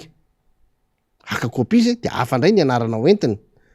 de manana copie izy hafa ny anarana hoentiny de maka kara-panondro izy hafa ny anarana hoentiny de mitsoratra ao anaty lisy mpifidianana izy amin'io anarana io de afaka mifidy izy amin'io anarana io afaka mifidy izy amin'ilay anarana teo aloha zay samy anana ny kara-panondro zany ny zavatra azo antoka fa misy tsy nisy an'izany ary teo moa nisy ny hoe anarana doublant ka maika afa-tsisy ary io manahirana amin'ilay mpitondra sasany zay milaza hoe tsy mahafantatra an'izany doublant zany tsy fantatra marina moa ko aizanao tsy ianao ve moa de zavatra nataonao ve moa de ho teneninao hoe tena haiko tsara ty zavatra nataoko ty tsy maintsy mamiala olana ianao tsy haiko zany fa tsisy an'izany tao fa le izy mba aleo andeha amin'ny fotsotratsika tena atao le izy tsisy niny ananana fifidianana milamina tsy hiteraka korotana zay no tokony heritserentsika tsy jerevy mitanisa teo nareo miady any kremlin miady tsika tsy te hanana an'izany olana zany tsy te hanana olana tsika vita ny fifidianana tokony tsisy olana tsony tokony tsisy tsony ohatrandrany tamin'ny 2002 zany tsisy tsony ohatrany tamin'ny fifidianana rehetrarehetra mikorotandrotana rehetrarehetra reo zay zany fandrina am'le anaovana an'lay concertation nationale ary io mandaingany zange mpanao politika de fantatry tsara ary zao nytatana tanatina parti politika ny tatana fifidianana tanatina parti politika fantatry tsara hoe na ny fombafomba rehetrarehetra isiny lay alabato amin'io système zao io ray fotsiny teneniko ny filopoko tany tsy manao déposition na signature anefany ny signature ny anaty PV tsy misy mihitsy zany afantarana hoe tena ireo ny président fokotany marina ve ty manao signature ty tena le président bureau de vote marina ve ty manao signature ty satria le président bureau de vote tsy nanao déposition na signature donc zany rehefa vakinana izy anizy mamaky an'io rehefa misy signature de vosiny zay ny filaza azy ka na io na tsy io le PV ny ala tany am'le bureau mpifidianana de io ny PV misy sony zavatra tsotra kely tsisy dikany ohatr'zany le izy le avy any amin'ny bureau mpifidianana iny aforiporitra de alefa ary de manao vaovao de misy olona be de be manao sony ao satria tsy misy déposition na signature natao mialoha an'io fotoana io faranisy zany tena tratran'izay de na eto Antananarivo ary na aiza faniry azo antoka mihitsy nge misy tanàna mandeha mikarakara fifidianana ianao tapa-bolana vao tonga any lay taratasy de tapa-bolana vao mivaly tonga ty Antananarivo zany hoe anatin'ny ray volana zany zay vao fantatra hoe zao marina ny any ileo tanàna io nefa rehefa mandeha ny fifidianana 2 andro de tonga nivoaka mpifidianana tonga daholo nefa hatram'izay tapa-bolana ny trajet io zany misy an'izany amin'io de enao hoe de eritseritra hoe milamina zany zavatra zany tokony alamina tena tokony alamina za tsy miteny endrasantsika tapa-bolana ray le izy tsy maninona le izy na tonga adiny ray orinan'ny fifidianana reny fa misy fifanarahana mazava misy fandaminana mazava misy asa mazava apetraka zany am'lay izy ary ny tena izy any de hoe andao tena apetraka hoe indépendant marina ny CENI tsy miankindogno marina ny CENI tsy miankina amin'ny vola vary amin'ny ranona ka mila angataka mila andohalika mihitsy nge CENI rehefa mangataka vola fanjakana zay ahoana moa ny eritseretanao fa lay CENI mangataka vola fanjakana sahirana be zao nazana fitaovam-piasana esany ara sahirana izy mandaingy ireo raha milaza fa tena hoe milamina be sahirana de mangataka amin'ny fanjakana de ahoana de tsy maintsy misy tsika efa nijarina an'izany eo amin'ny fiainana malagasy tsika tsy malagasy tsika tsy fampiatsara velatsy eto itsika nanao an'izany hoe ny vato rehefa nahitana soa hosorana menaka zany nitsika ntazaina an'izany hoe rehefa mba tafita nareo rakizy mba tsarovy ny valobabena mba ny ray aman-dreny ka ianao matoa anao tafapetraka eo amin'ny toerana io a nisy vato nahitanao soa ao nisy ray aman-dreny ao hanaovanao valobabena de ty hoe za indépendant fa za napetraky ranona de tena aleo tsy me tsara velatsy io a ny mety amin'ny seni zany de tsy amin'ny alalana fanendrena no ipetrahan'ny olona eo amin'ny toerana io fa raha mbola amin'ny alalana fanendrena no ipetrahan'ny olona amin'ny toerana io a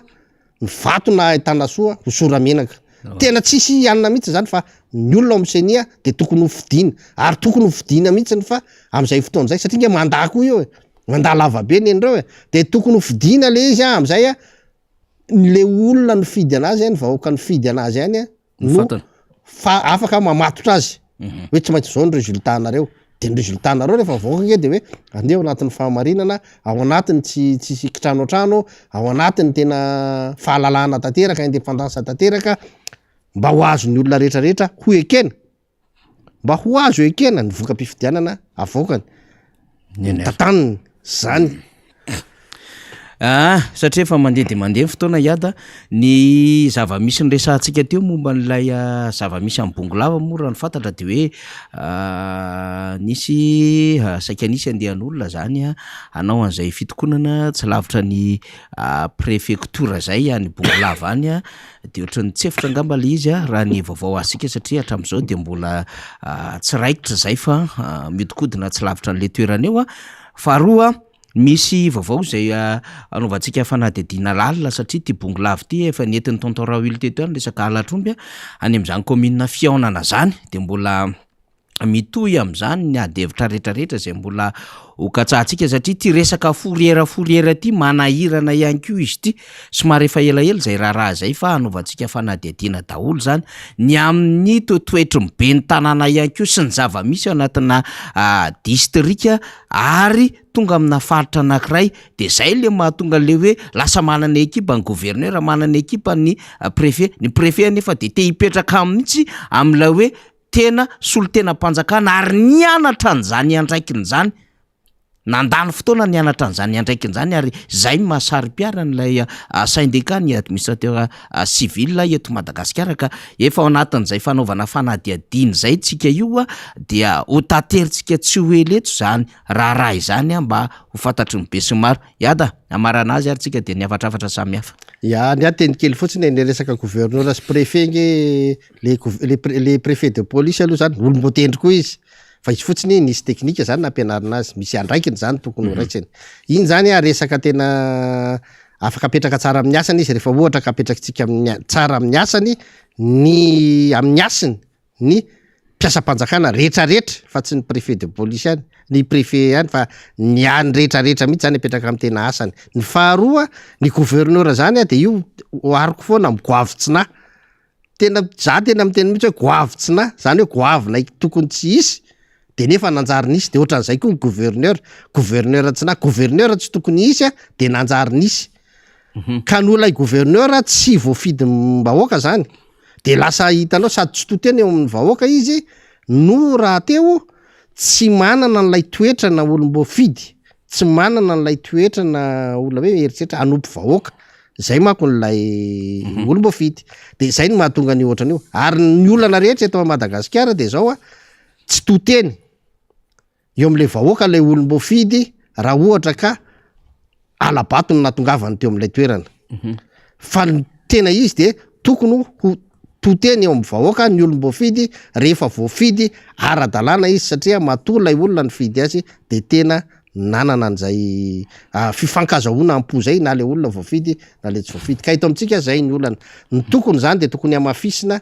ny toeran'ireo olom-boafidy rehetrarehetra ary ny olom-boatendry a tsy tokony afaka hanala ny olom-boafidy eo amin'ny toerany ary ny olom-boatendry a tsy tokony hanana fahefana ambony ny olom-boafidy eo amin'ny toerany fa ny olom-boafidy tokony afaka hifehy tsara ny olom-boatendry satria ny olom-boafidy de mandà hifandraisany amin'ny vahoaka ny azy anjarany vahoaka ny manala azy eo amin'ilay toerana na mety na tsy mety ny ataony fa io manjary lasa rehefa ambany le fahefana lay olom-boafidy de lasa manara-drenyrano an'raiky olona mboteny reto izy sy ny mpiasa-mpanjakana ambony de lasa zay ny mahatonga an'lay risorisy be deabe manodidina an'lay omby lay omby nge ny alatra omby nge misy foana hatram'izay fa am'izao fotoana zao no mampinainaina ny olona faniry tsy ilay alatra omby tsony fa ny fanoratana n'lay omby ny fitatanana n'lay omby manjary manery an'lay olona zany hoe lasa fahoriana ho an'lay olona ndray manana omby satria vao misy tsy mety kely le omby de izy ndray ny mandovo vola be zany lasa zany ndray ny manahirana am'le izy a de noho izany a tena misy zavatra tokony alamina eo fa ny tena tsy maintsy alamintsika aloha de ny mahakasika an'izay a resaka fifidianan'izay a anana ny olom-boafidy zany le refondation nationale na anaovantsika le concertation ny olom-boafidy tokony atanjaka mihoatra amin'ny olom-boatendry de mamita ny mandany ara-dalàna izy raha ohatra kana fa lasa zao tsy hitanareo misy olom-boafidy raha ingedabe ngeto amintsika eto fa le olom-boatendry eo ananina ihany lazaintsika rehetrarehetra fa tena tsy mampandeha an'le zavatra satria manery sy manapotsitra azy ka zay aloha le safidy ary rehefa ohatra ny olom-boafidy alohan'ny olom-boafidy azy zany a mipetraka tsara le fahifanananany za miteny anareo fa na olona hoe mame fond de propagande azy sy ny karazany io a tsy mahafia azy io mandritra ny fotoana itondrany an'lay manda satria manana ny heriny tanteraka izy satria aorianany tanteraka am'izay fotoan'zay lay vahoaka ny vidy azy